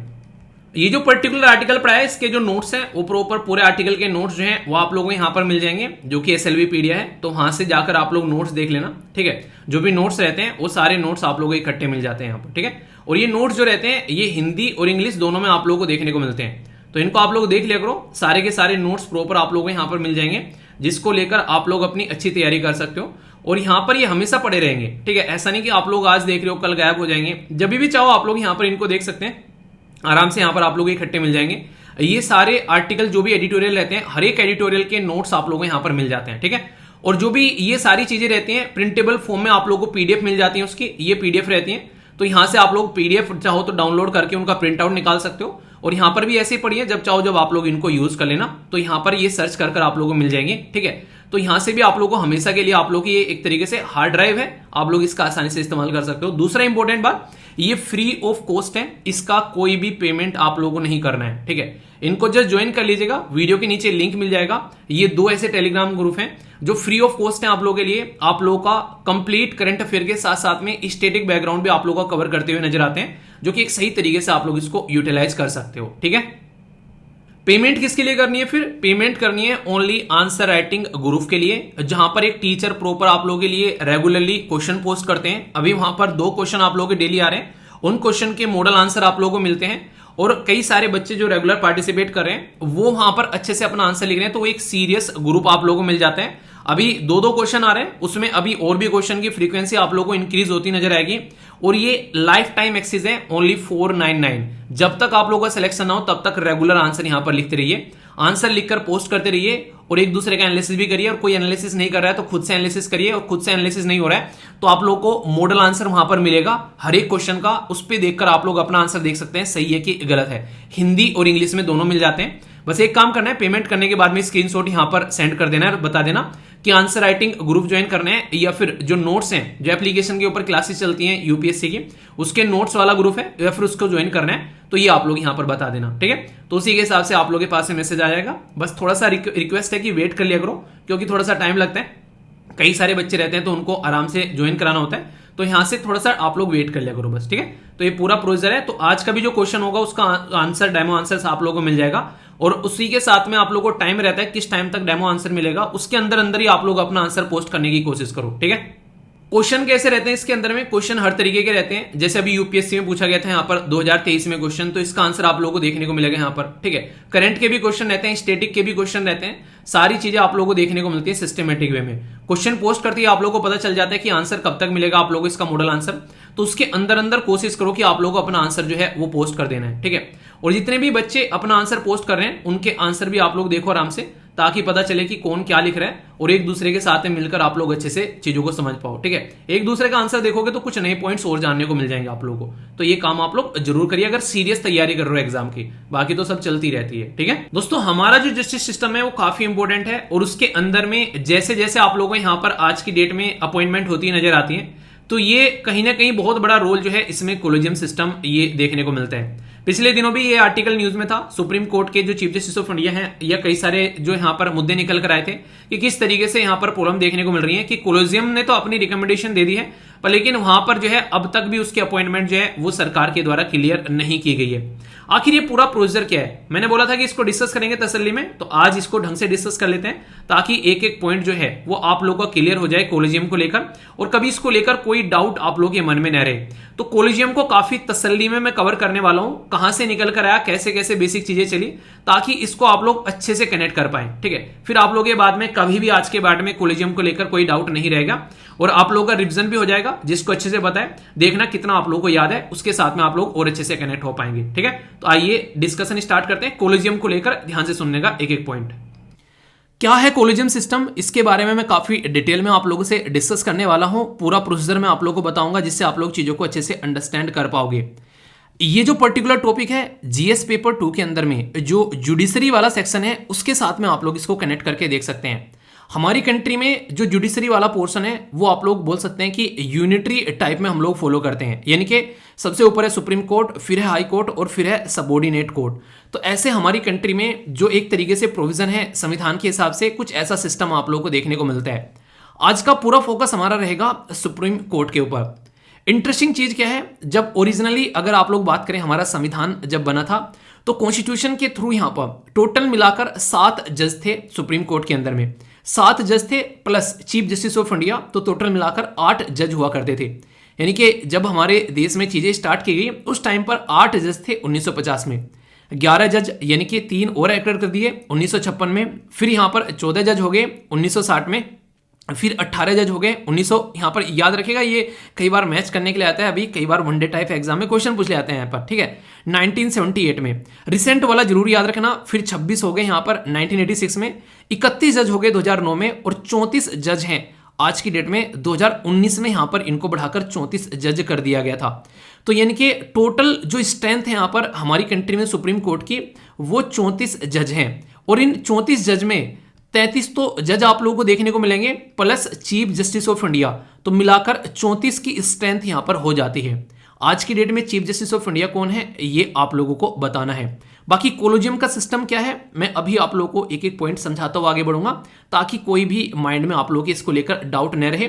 सेपरेशन ऑफ पावर के बारे में भी आप लोगों से बात करूंगा, नेशनल जुडिशियल अपॉइंटमेंट कमीशन के बारे में भी आप लोगों से बात करूंगा। बहुत सारी बेसिक इंफॉर्मेशन हम लोग डिस्कस करते हुए चलेंगे, और फिर क्वेश्चन भी आखिरी में डिस्कस करूंगा। तो कोई भी माइंड में डाउट लेकर नहीं चलना है, तो एक एक पॉइंट क्लियर करते हुए आगे बढ़ेंगे। हमारी कंट्री में आप लोगों को एक काफी शानदार एक कॉन्सेप्ट देखने को मिलेगा, जिसको बोलते हैं separation of power. Separation of power का मतलब क्या होता है, यानी कि हर एक इंसान का काम बांट दिया। ठीक है, जैसे घर में आप लोगों ने देखा, एक इंसान जो है उसको लगा दो, ठीक है तुम झाड़ू लगाना, ठीक है, एक को लगा दो कि तुमको बर्तन धुलने हैं, एक को लगा देना है कि तुमको जो है खाना वाना बनाना है। तो इस तरीके से सबका काम हो गया सेपरेट, कोई किसी की हेल्प नहीं करेगा, सब अपना अपना काम करेंगे। ठीक है, तो यहां पर जो सबसे इंपॉर्टेंट जो बात होती है उसमें ये होती है कि हर एक इंसान जो है वो अपने काम के लिए अकाउंटेबल रहता है। अगर ये काम नहीं हुआ तो इससे पूछा जाएगा, क्यों भाई झाड़ू क्यों नहीं लगी, क्यों भाई बर्तन क्यों नहीं धुले, क्यों भाई यहाँ पर किस तरीके से खाना बनाया, ये तो तुमने अच्छा बनाना था, टाइम पास कर दिया। तो ये सारी चीजें बताने के ये कैपेबल होंगे, और इनसे पूछा जाएगा तो आंसर भी देना होगा। सेम बात लेजिस्लेटिव जो है वो कानून बनाती है, एग्जीक्यूटिव जो है वो उसको इंप्लीमेंट करती है जो कानून इसने बनाए हैं, और जो जुडिशरी है वो देखती है कि इन दोनों के द्वारा जो घपला किया गया है कानून बनाने में और इंप्लीमेंट करने में, क्या वो संविधान के हिसाब से है। अगर हाँ तो ठीक है, इसका भी ठप्पा लग जाता है जुडिशरी का भी, और जाओ भैया मजे करो। पर लेकिन अगर वो संविधान के हिसाब से नहीं है तो जुडिशरी फिर जो है दोनों के इनको उठक बैठक कराती है और मुर्गा बनाती है। तो इस तरीके से आप लोग यहां पर समझ सकते हैं, यानी कि चेक एंड बैलेंस भी है सेपरेशन ऑफ पावर के साथ साथ में। इसी तरीके से अगर आप लोग हिस्ट्री को उठाकर देखोगे, जब जब यहां पर लेजिस्लेटिव और एग्जीक्यूटिव, जैसे कि हमारी कंट्री में जो गवर्नमेंट होती है वो आप लोगों को देखने को मिलेगी, ये दोनों रोल प्ले करती है, यानी कि कानून बनाने का भी और कानून को इंप्लीमेंट करने का भी। तो यहां पर जब जब यहां पर हमारे देश में जो गवर्नमेंट जो है वो ताकतवर रही है, तब तब हमारे देश में जो जुडिशरी है, जस्टिस सिस्टम जो है वो आप लोगों को थोड़ा सा दबता हुआ नजर आएगा। यानी कि वो ज्यादा कुछ बोलते नहीं है, सुनते रहते हैं, ठीक है जो चल रहा है अपना काम करते रहते हैं। पर लेकिन जब जब गवर्नमेंट जो है वो थोड़ी सी दबती हुई नजर आती है, तब तब जुडिशरी सिस्टम जो है वो पावरफुल आप लोगों को नजर आएगा। ऐसे आप लोग समझ सकते हैं। तो कहने का मतलब यहां पर यह है कि अगर एक पलड़ा दबेगा तो दूसरा पलड़ा जो है वो उठेगा। तो ये कॉन्सेप्ट आप लोगों ने देखा होगा अगर हिस्ट्री का पैटर्न आप लोग समझोगे। इसीलिए जो जो भी रिवोल्यूशनरी अगर कोई डेवलपमेंट लेकर आया गया है यहाँ पर, खासकर जुडिशरी के अंदर में, वो उस टाइम पर आप लोगों को देखने को मिलेंगे जब जब गवर्नमेंट जो है वो थोड़ी सी सस्ती रही है, यानी कि थोड़ी सी दब कर रही है। तो एक यहां पर बात करते हैं अभी क्या क्या पैटर्न देखने को मिल रहा है, इसको हम लोग थोड़ा समझेंगे। हमारा देश जो है वो 1947 में आजाद होता है और 1947 के बाद में जब हमारा संविधान इंप्लीमेंट कर दिया जाता है, जो कि आप लोग को 26 जनवरी 1950 में, उसके बाद से हमारे संविधान के हिसाब से अपॉइंटमेंट वगैरह सारी चीज़ें होना स्टार्ट हो जाती हैं जुडिशरी सिस्टम के अंदर में भी।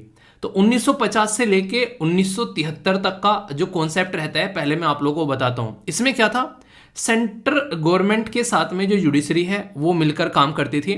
और कहीं ना कहीं आप लोग जानते हैं कि जो अपॉइंटमेंट होता है, जो यहाँ पर ओथ दिलाई जाती है चीफ जस्टिस ऑफ इंडिया को, वो यहाँ पर प्रेसिडेंट ऑफ इंडिया के द्वारा दिलाई जाती है। तो ये प्रोसीजर चल रहा था कि चीफ जस्टिस ऑफ इंडिया वही बनेगा जो सीनियर मोस्ट जज होगा सुप्रीम कोर्ट के अंदर में। तो बड़े ही आसानी से ये प्रथा चली हुई आ रही थी। पर लेकिन इस प्रथा को वो नहीं कहते कि एक तरीके से नजर लग जाती है या इसके ऊपर वो नहीं ग्रहण के बादल जो है वो मंडराने लगते हैं, जब हमारे देश में बात आती है 1973 के अंदर में। 1973 में क्या होता है, ये काम जो है वो थोड़ा सा सदमे में आ जाता है कि सीनियर मोस्ट इंसान को न बनाकर जज, किसी एक उसके जूनियर इंसान को जो है वो चीफ जस्टिस ऑफ इंडिया बना दिया जाता है। अब यहां से जो होती है वो होती है खटपट स्टार्ट, यानी कि जो गवर्नमेंट थी उस टाइम पर उसके द्वारा यहां पर ये काम किया जाता है।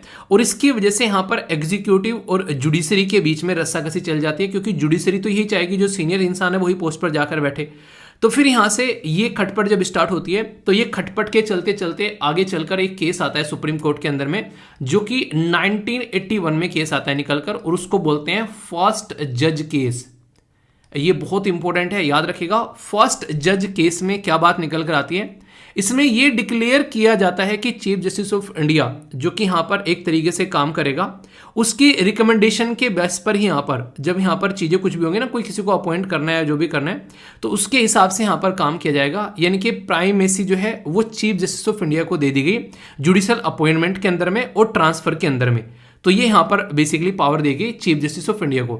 तो यहां पर एक तरीके से चीफ जस्टिस ऑफ इंडिया, तो यहां पर आप लोग समझ सकते हैं कि वो सबसे पावरफुल पोस्ट यहां से एक तरीके से बननी स्टार्ट हो जाती है कि जुडिशियल अपॉइंटमेंट में जो भी होगा वो काम यहां पर ये करेंगे। ये जो प्रोसीजर है यहां पर ये चलता है कब तक का, ये चलता है 1993 तक का। यानी कि मोटे मोटे तौर पर बोलूं तो लगभग 12 साल आप लोगों यहां पर ये अपॉइंटमेंट उसी तरीके से चलती रहती है। पर लेकिन 12 साल बाद फिर से यहां पर एक केस आता है जिसको बोलते हैं सेकंड जज केस। अब सेकंड जज केस में यहां पर यह बोला गया कि यार चीफ जस्टिस ऑफ इंडिया अकेले यहां पर ये काम कर रहे हैं, क्यों ना उनके साथ में कुछ लोगों को लगा दिया जाए और वो लोग जो है वो यहां पर डिसीजन लेना स्टार्ट कर दें। यानी कि अकेले पर्सन न रहकर कुछ और लोग यहां पर इसमें ऐड कर दिए जाए। आप लोग ये बोल सकते हैं मोटे मोटे तौर पर कि जो कोलोजियम सिस्टम आज की डेट में हम लोग बोलते हैं, वो कोलोजियम सिस्टम का जो जन्म है वो यहां से होना स्टार्ट हुआ, जिसमें चीफ जस्टिस ऑफ इंडिया तो रहे उसी के साथ में 2 सीनियर मोस्ट जज और जोड़ दिए। और ये बोला गया कि अब ये जो भी इंसान को बोलेंगे कि इसका अपॉइंटमेंट होना है, उसको अलाउ किया जाएगा, उस इंसान को बेसिकली यहां पर ही अपॉइंट किया जाएगा। ये यहां पर एक तरीके से इनको पावर दे दी गई। सबसे इंटरेस्टिंग चीज क्या हुई, फर्स्ट जज का जो केस था उसमें यह था कि अगर गवर्नमेंट यानी कि एग्जीक्यूटिव को यह लगता है कि इसको सही नहीं ठहराया गया, जिसको अपॉइंट करने की बात की जा रही है, कोई गड़बड़ है, तो वो यहां पर इसको नकार सकते थे। कब तक, 1981 से 1993 तक का। यानी कि 12 साल तक यहां पर जो पावर रही वो एग्जीक्यूटिव के हाथ में रही। वो यहां पर चाहे तो किसी को मना कर सकते थे, अगर उनको लगता कि कोई ठोस रीजन है इसको मना करने का, तो उनके पास में ये पावर दे रखी थी। यानी कि जुडिशरी में अपॉइंटमेंट किसकी होनी है वो पावर गवर्नमेंट के हाथ में आ गई 1993 तक का। पर लेकिन जुडिशरी को ये चीजें समझ में आने लगी कि यार ये पंगा बड़ा भारी पड़ रहा है, और ये चीजें अगर ऐसी चलती रही तो लोगों का जस्टिस पे से विश्वास उठना जो है बेसिकली स्टार्ट हो जाएगा।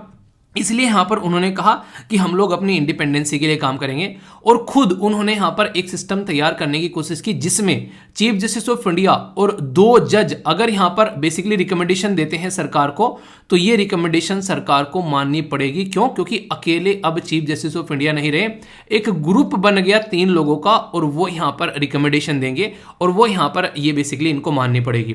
तो ये बातें यहां से निकल कर आने लगी। यहां से आगे चलकर फिर एक और काफी बड़ा डेवलपमेंट हुआ इसी प्रोसीजर के अंदर में, और वो डेवलपमेंट हुआ 1998 के अंदर में। इसको बोलते हैं हम लोग थर्ड जज केस। तो ये काफी बेहतरीन केस है अपने आप में। थर्ड जज केस में जो ये यहां पर 3 मेंबर की बॉडी थी, इसको हम लोगों ने chief justice of India plus 4 जज जो कि सीनियर मोस्ट जज होंगे वो, यानी कि 3 मेंबर की बॉडी जो है वो 5 मेंबर की बॉडी यहां पर बन गई। कोलेजियम अब 5 मेंबर का हो गया, जो कि यहां पर एक तरीके से डिसीजन देने लगे। और एक तरीके से आप लोगों को पता है अब यहां पर प्रेसिडेंट ऑफ इंडिया को जो भी ये रिकमेंडेशन देंगे उसका अपॉइंटमेंट किया जाएगा इसके बेसिस पर, ताकि और ज्यादा एक्यूरेटली डिसीजन लिया जा सके। एक और आर्टिकल आप लोगों को पता रखना है यहां पर जो काफी इंपॉर्टेंट है, यहां पर आर्टिकल 143, यानी कि बोलते हैं ना नॉर्मली आई लव यू। तो यहां पर प्रेसिडेंट ऑफ इंडिया और जो यहां पर कोलिजन सिस्टम के बारे में यहां पर बात की जा रही है, तो यहां पर जो सजेशन देना होगा तो वो भी आसानी से यहां पर प्रेसिडेंट को अब दिया जा सकता है इस पर्टिकुलर सिस्टम के द्वारा, ताकि सही से चीजों को आगे लेकर चला जा सके। तो ये ऐसा सिस्टम क्रिएट हो गया, तब से लेके आज तक का हम लोग जो भी अपॉइंटमेंट करते हैं वो यहां इसी पैटर्न में अपॉइंटमेंट की जाती है। तो ये काफी इंपॉर्टेंट है। क्या जजेस की अपॉइंटमेंट के बारे में या इनसे रिलेटेड कुछ चीजें यहां पर कोर्ट के बारे में क्या हमारे संविधान के अंदर लिखी है? जी हां, आर्टिकल 124 जो है वो बात करता है सुप्रीम कोर्ट के बारे में, और आर्टिकल 217 ये बात करता है हाई कोर्ट के बारे में। बहुत ही इंपॉर्टेंट आर्टिकल है दोनों, फ्रीक्वेंटली एग्जाम में पूछे जा सकते हैं और आंसर राइटिंग भी कर रहे हैं, तो ये कम से कम आप लोगों को जरूर पता होना चाहिए। तो सुप्रीम कोर्ट और हाई कोर्ट के अंदर कैसे अपॉइंटमेंट करनी है, प्रेसिडेंट ऑफ इंडिया किस तरीके से पार्टिसिपेट करेंगे और क्या क्या सिस्टम रहेगा, तो उसका एक ओवरव्यू दे रखा है। पर लेकिन इतनी गहराई में जाकर नहीं उन्होंने किया था काम, क्योंकि अगर इतनी गहराई में जाकर बातें करते तो पूरी एक संविधान की एक पूरी लाइब्रेरी बन जाती। पर लेकिन उन्होंने काम किसको सौंप दिया? पार्लियामेंट को सौंप दिया कि भाई साहब आप टाइम टू टाइम अपने हिसाब से चीजों को देख लेना। तो ये आप लोग बोल सकते हैं। तो इसी पैटर्न में यहां पर जो ये सिस्टम चला 1973 तक का, कुछ बातें ऐसी नहीं होती हैं, कुछ मान लेते हैं कि हाँ चलो ऐसे ही चलने देते हैं। जैसे कि घर में अगर बात करें, हम लोग बोलते हैं कि सबसे ज्यादा जो बुजुर्ग है उनको सबसे ज्यादा इज्जत देनी चाहिए। ये किसी संविधान में थोड़ा ना लिखा है, वो हमारी रेस्पेक्ट है, हमारा प्यार है। चाहे तो उसको बहुत सारे लोग जो है अपने मम्मी पापा पे मतलब एक तरीके से, यानी कई ऐसे भी बदतमीज इंसान है जो मतलब, अभी कुछ दिनों पहले एक मेल पढ़ा था, एक फादर का मेल आया, ठीक है, तो उनके द्वारा बोला गया कि मैं अपने बच्चों को मैनेज कैसे करूं। मतलब मुझे यार वो बड़ा सरप्राइजिंग लगा, ऐसी कंडीशन वहाँ पर मुझे देखने को मिला। मतलब थोड़ा सा मुझे समझ में नहीं आया कि क्या बोलूँ मैं इनको, ठीक है। तो उन्होंने बोला कि मेरे बच्चे जो हैं आज के टाइम में मेरी एक नहीं मानते हैं, और मेरा बच्चा जो है वो फिलहाल जो है ग्रेजुएशन कंप्लीट किया है और शराब पीने लगा है, और मैं कुछ बोलता हूँ तो मेरे ऊपर हाथ भी उठा देता है। मुझे इतना इरिटेटिंग फील हुआ अंदर से, मतलब मैं क्या ही बोलूँ। खैर फिर मैंने बात की उनसे, तो कुछ बातें हुई जो भी डिस्कस की हमने, तो वो यहाँ से आप लोग समझ सकते हैं। तो कहीं पर लिखा नहीं है कि तुम लोगों को मतलब माँ बाप की रिस्पेक्ट ही करनी है, तो उन्होंने आप लोगों के लिए जिंदगी जो है इतनी दांव पर लगा दी है। तो ये एक तरीके से आप लोगों की रेस्पॉन्सिबिलिटी बनती है कि माँ बाप चाहे कितने भी बुरे क्यों ना हो, आप लोगों की रेस्पॉन्सिबिलिटी है कि आप लोगों को उनका ध्यान रखना है। क्यों? क्योंकि उनकी वजह से आप लोग इस दुनिया में आए हो, उनकी वजह से आप लोगों का अस्तित्व है, आप लोग उनकी वजह से पैदा हुए हो। अगर वो नहीं होते तो आप लोग इस दुनिया में नहीं होते। तो इसके चलते ये एक नेचुरल रेस्पॉन्सिबिलिटी बनती है कि माँ बाप भले ही कैसे क्यों ना हो, आप लोगों को उनकी रेस्पेक्ट करनी है और उनकी देख रेख करनी है। तो ये आप लोग हमेशा ध्यान रखिएगा। तो ये यहाँ पर आप लोग देखते हैं कहीं लिखा नहीं है पर लेकिन करते हैं, तो वही कुछ ऐसे कन्वेंशन बन जाती हैं, कुछ ऐसे एक तरीके से एक कुछ पैटर्न सेट हो जाते हैं कि सीनियर मोस्ट जज को ही अपॉइंट करना है, पर कहीं लिखा हुआ नहीं था वो, तो इसलिए 1973 में उसको उठा के साइड में कर दिया। पर जब भी कोई ऐसी घटना घटेगी फिर उसका खामियाजा भी भुगतना पड़ेगा, तो वो खामियाजा फिर कोलिजियम सिस्टम के तौर पर भुगतना पड़ा। अब आज की डेट में जो भी जुडिशरी के अंदर अपॉइंटमेंट होती है, इसी कोलिजियम सिस्टम की वजह से वो अपॉइंटमेंट जो है वो आप लोगों को होती नजर आती है। अब यहां पर ये बात आ गई कि यार ये कोलिजन सिस्टम के थ्रू जो अपॉइंटमेंट कर रहे हैं, ये अपॉइंटमेंट में गवर्नमेंट का जरा सा भी रोल नहीं है और कभी भी यहां पर अपने हिसाब से काम करते हैं। तो इसकी वजह से इनको दिक्कत होने लगी कि सरकार जो है वो कुछ रोल ही प्ले नहीं अपना कर पा रही है। तो उसके चलते वो दिक्कत में आते आते उन्होंने क्या किया, एक सिस्टम लेकर आए 2014 में, और उसको बोला इन्होंने नेशनल जुडिशियल अपॉइंटमेंट कमीशन।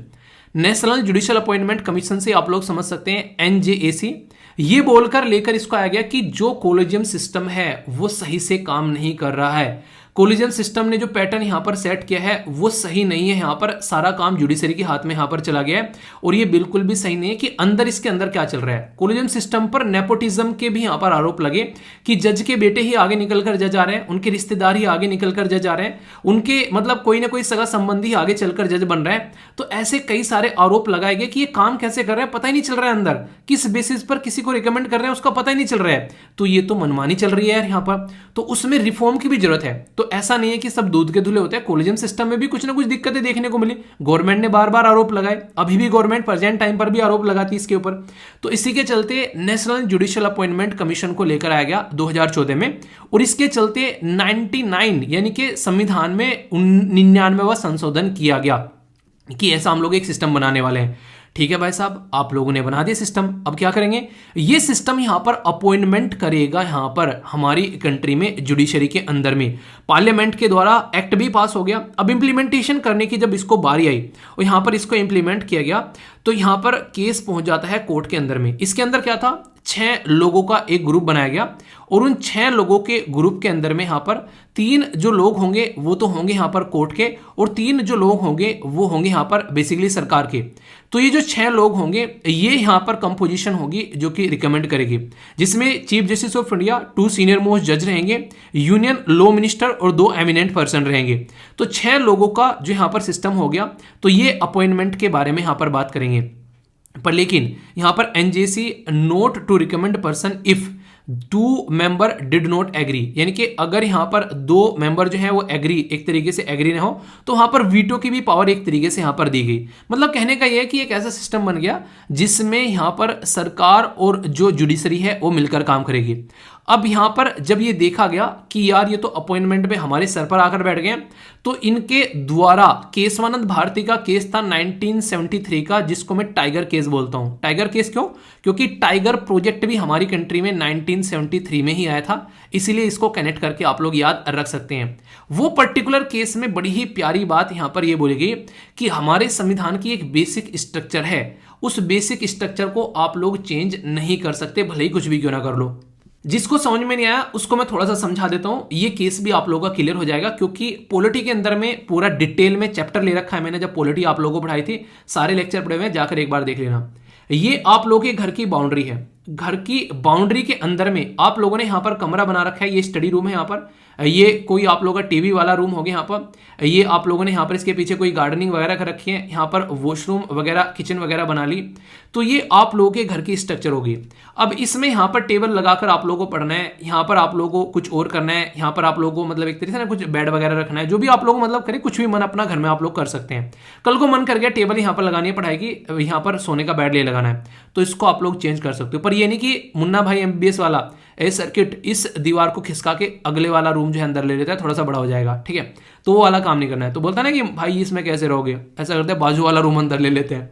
तो ये बेसिक स्ट्रक्चर का हनन हो जाएगा, यानी कि इस घर के अंदर जो बाउंड्री आप लोगों को देखने को मिल रही है, उस बाउंड्री को आप लोगों को चेंज नहीं करना है।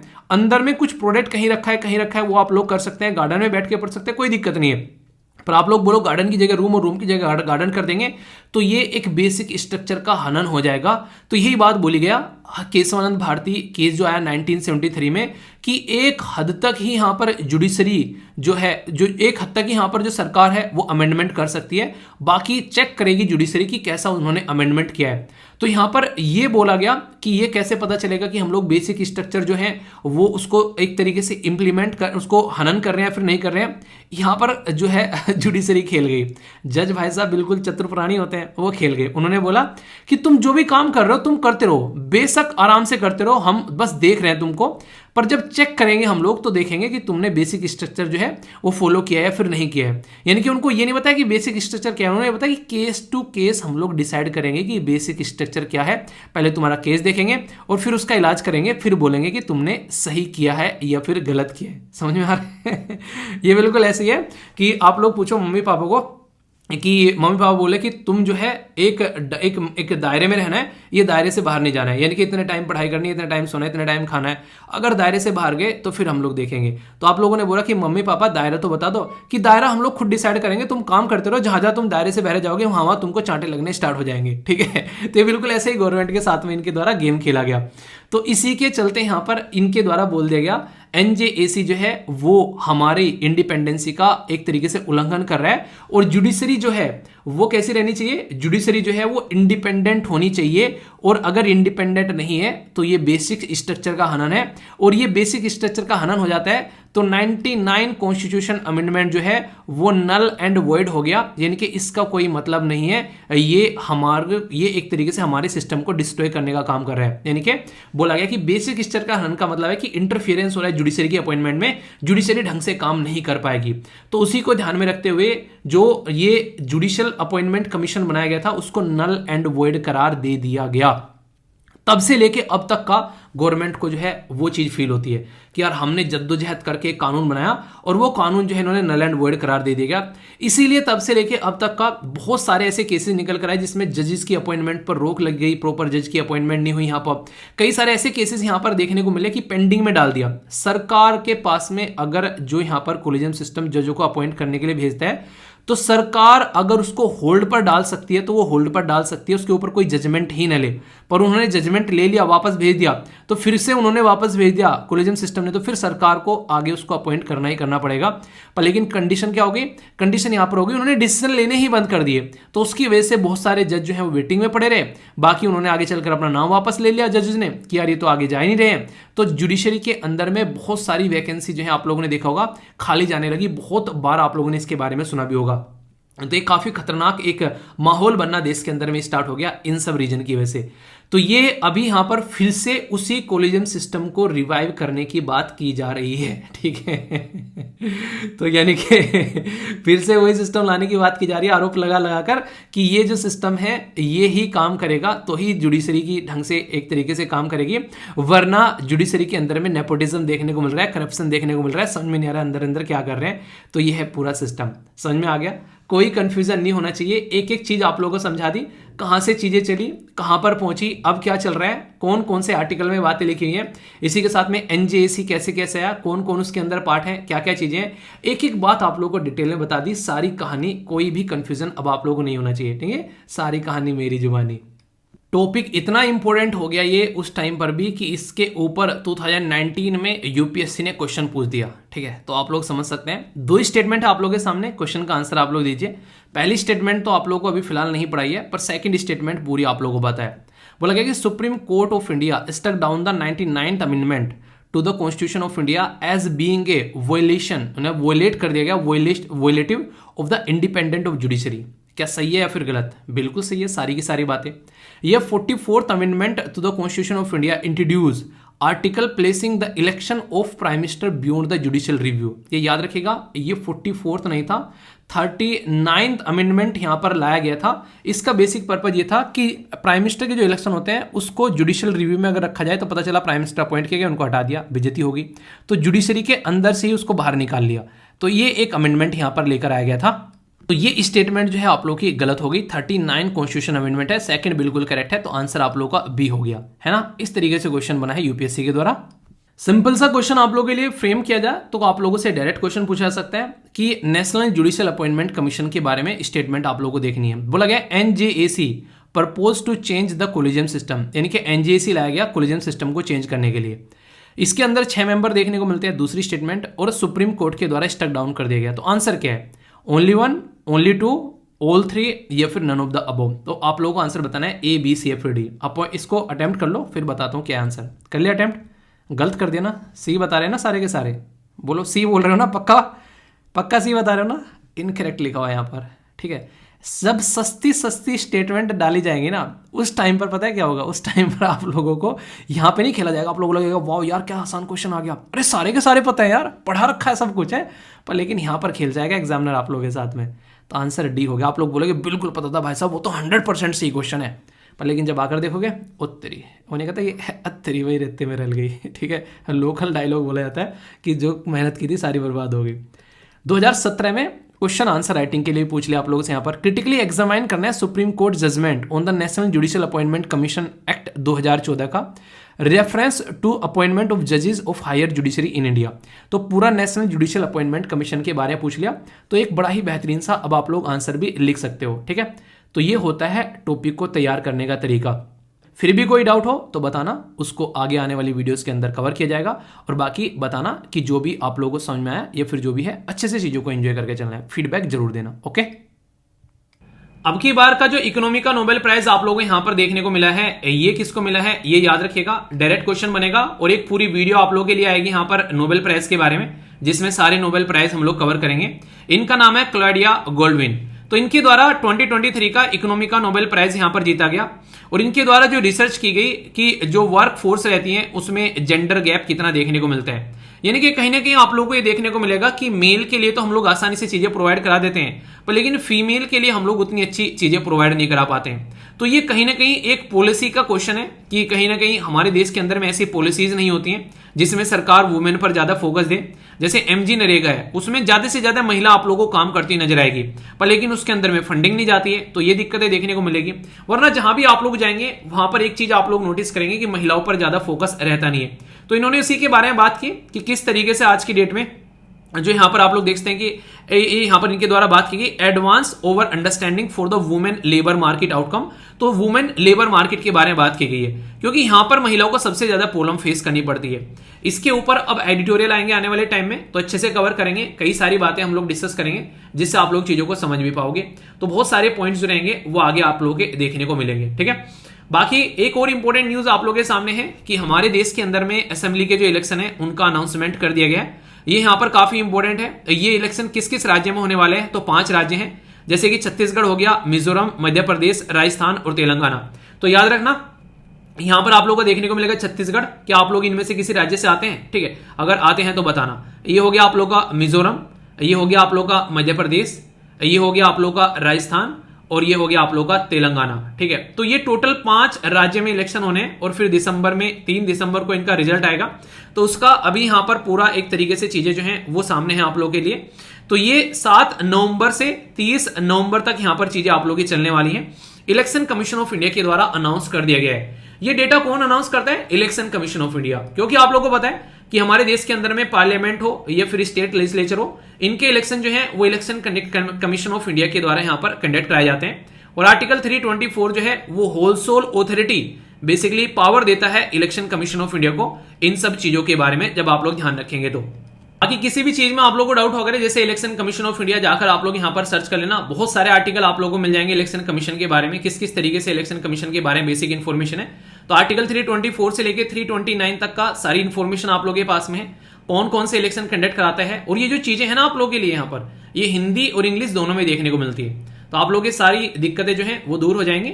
इसको आप लोग जरूर ज्वाइन करिए एसएलवी पीडिया को। और हाँ, पेमेंट नहीं करनी है। कई सारे बच्चे बार बार पूछते हैं सर पेमेंट कहां करें इसके लिए कोई पेमेंट नहीं करनी है। और हाँ, फिर भी लग रहा है ज्यादा पैसे हैं तो क्यूआर कोड स्कैन कर 1-2 लाख रुपए भेज दो वहां पर, क्योंकि वो तो आप लोगों के पास में ही है। मैं आप लोगों को पहले भी दिखा चुका हूं। ठीक है, ये रहा क्यूआर कोड जिसके पास में लग रहा है कि बहुत सारे पैसे हैं इकट्ठे हो रखे हैं बहुत सारे। ठीक है, तो यहां पर इस पे सारे पैसे भेज देना, कम से कम अच्छे और टीचर आएंगे और सारे कोर्स यहां पर आ पाएंगे और सारे बच्चों को फायदा मिलेगा और सारे अफोर्डेबल कोर्स आ पाएंगे और कई सारे बच्चों को जो है कोर्स जो है वो डिस्काउंट में प्रोवाइड करा दिया जाएगा आप लोगों की मेहरबानी से, जिसको लगता है जिसके पास में बहुत पैसा है। मतलब कुछ भी बोलूं तो सर फीस क्या है, हर चीज की पैसे क्या है, जिस चीज के पैसे हैं उस चीज के पैसे हैं, जिस चीज के नहीं है उस चीज के नहीं है। करंट अफेयर मैंने स्टार्टिंग से ही बोला था कि मैं जैसे पढ़ा रहा हूं वैसे ही पढ़ाता रहूंगा, इसके लिए आप लोगों को कभी भी पेमेंट देने की जरूरत नहीं है करंट अफेयर के लिए, क्योंकि ये मैं पढ़ा रहा हूं। ठीक है, और मैंने अपनी चीजें जो है वो रखी थी कि हाँ मैं ये जो है हमेशा फ्री में ही पढ़ाता रहूंगा। ठीक है, मैंने आप लोगों को बोला था फीस ओनली उस चीज की लगेगी जो मुझे किसी की सैलरी देनी है, टीचर्स की सैलरी देनी है। ठीक है, वहां पर जो स्टाफ है टेस्ट सीरीज बना रहा है उनकी सैलरी देनी है, एप्लीकेशन चला रहे हैं उनकी सैलरी देनी है,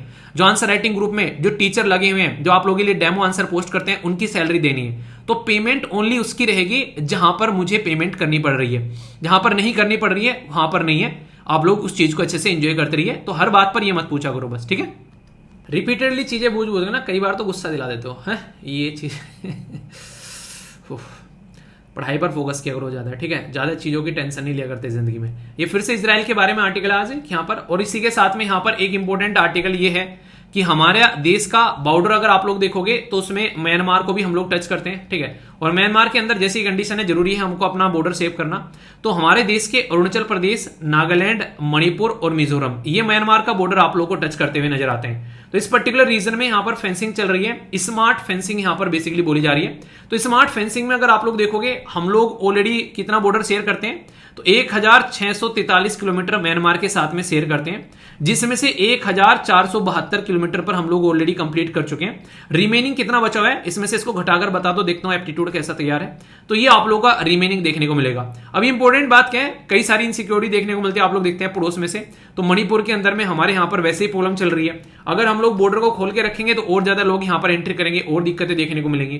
तो इसलिए बैलेंस बनाने की कोशिश की जा रही है, ठीक है। एक आर्टिकल है यहां पर ये बात कर रहा है कि अर्बन अनएम्प्लॉयमेंट जो है रेट वो ड्रॉप हुआ है, तो यहां पर Q1 के अंदर में, तो यहां पर मेन जो है वो डिक्रीज हुआ है 7.1 से 5.9 तक। तो अनएम्प्लॉयमेंट रेट अगर डिक्रीज होता है तो ये अच्छी बात है, यानी कि लोगों को एम्प्लॉयमेंट बढ़ा है, तो ये एक अच्छी बात बोली गई। इसने बोली गई, ये NSSO के द्वारा यहां पर बोली गई है। ये नेशनल सैंपल सर्वे ऑफिस है हमारे देश के अंदर में।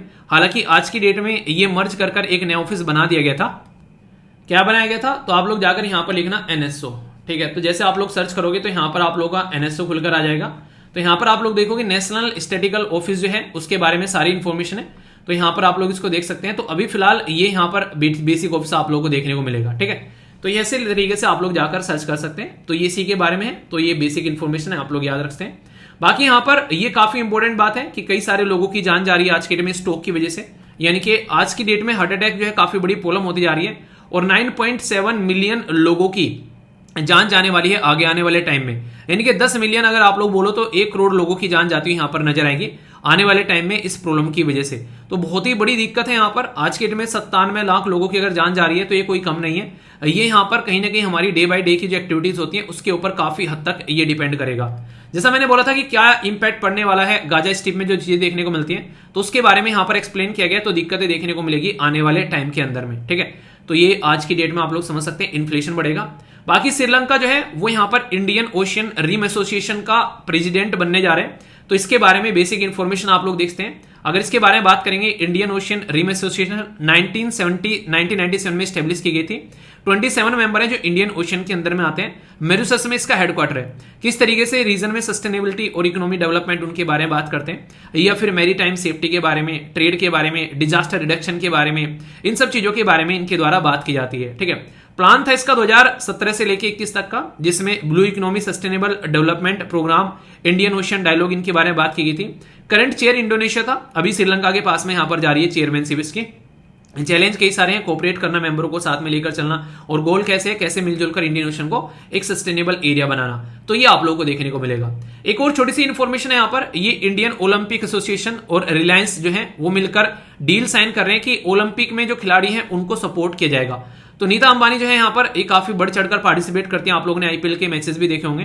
तो एक तरीके से काफी अच्छे से सपोर्ट करने वाले हैं देश के बच्चों को, जो कि शानदार तरीके से अपनी परफॉर्मेंस यहां पर देने वाले हैं, ठीक है। तो ये यहां पर बेसिक इंफॉर्मेशन है जो कि आप लोग याद रख सकते हैं। तो आज का डिस्कशन इतना ही। आज जो है नॉर्मल तरीके से जो हम लोग डिस्कस करते थे वो चीजें नहीं है, बेसिकली यही आर्टिकल डिस्कस कर दिए जो आप लोग के इसके थे। ये कुछ इंपॉर्टेंट आर्टिकल थे जो कि आप लोगों को पता होना चाहिए, जहां से डायरेक्ट क्वेश्चन बनते हैं।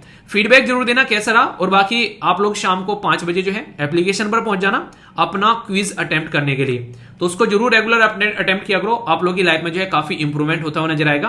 बाकी आंसर राइटिंग ग्रुप में जरूर ज्वाइन कीजिए अगर सीरियस तरीके से एग्जाम की तैयारी कर रहे हैं। तो नेक्स्ट लेक्चर में मिलता हूं, तब तक अपना ध्यान रखिए। बड़ों को नमस्ते, छोटों को प्यार, छोटी सी लाइफ एंजॉय करार। मिलता हूं नेक्स्ट वीडियो में, तब तक के लिए जय।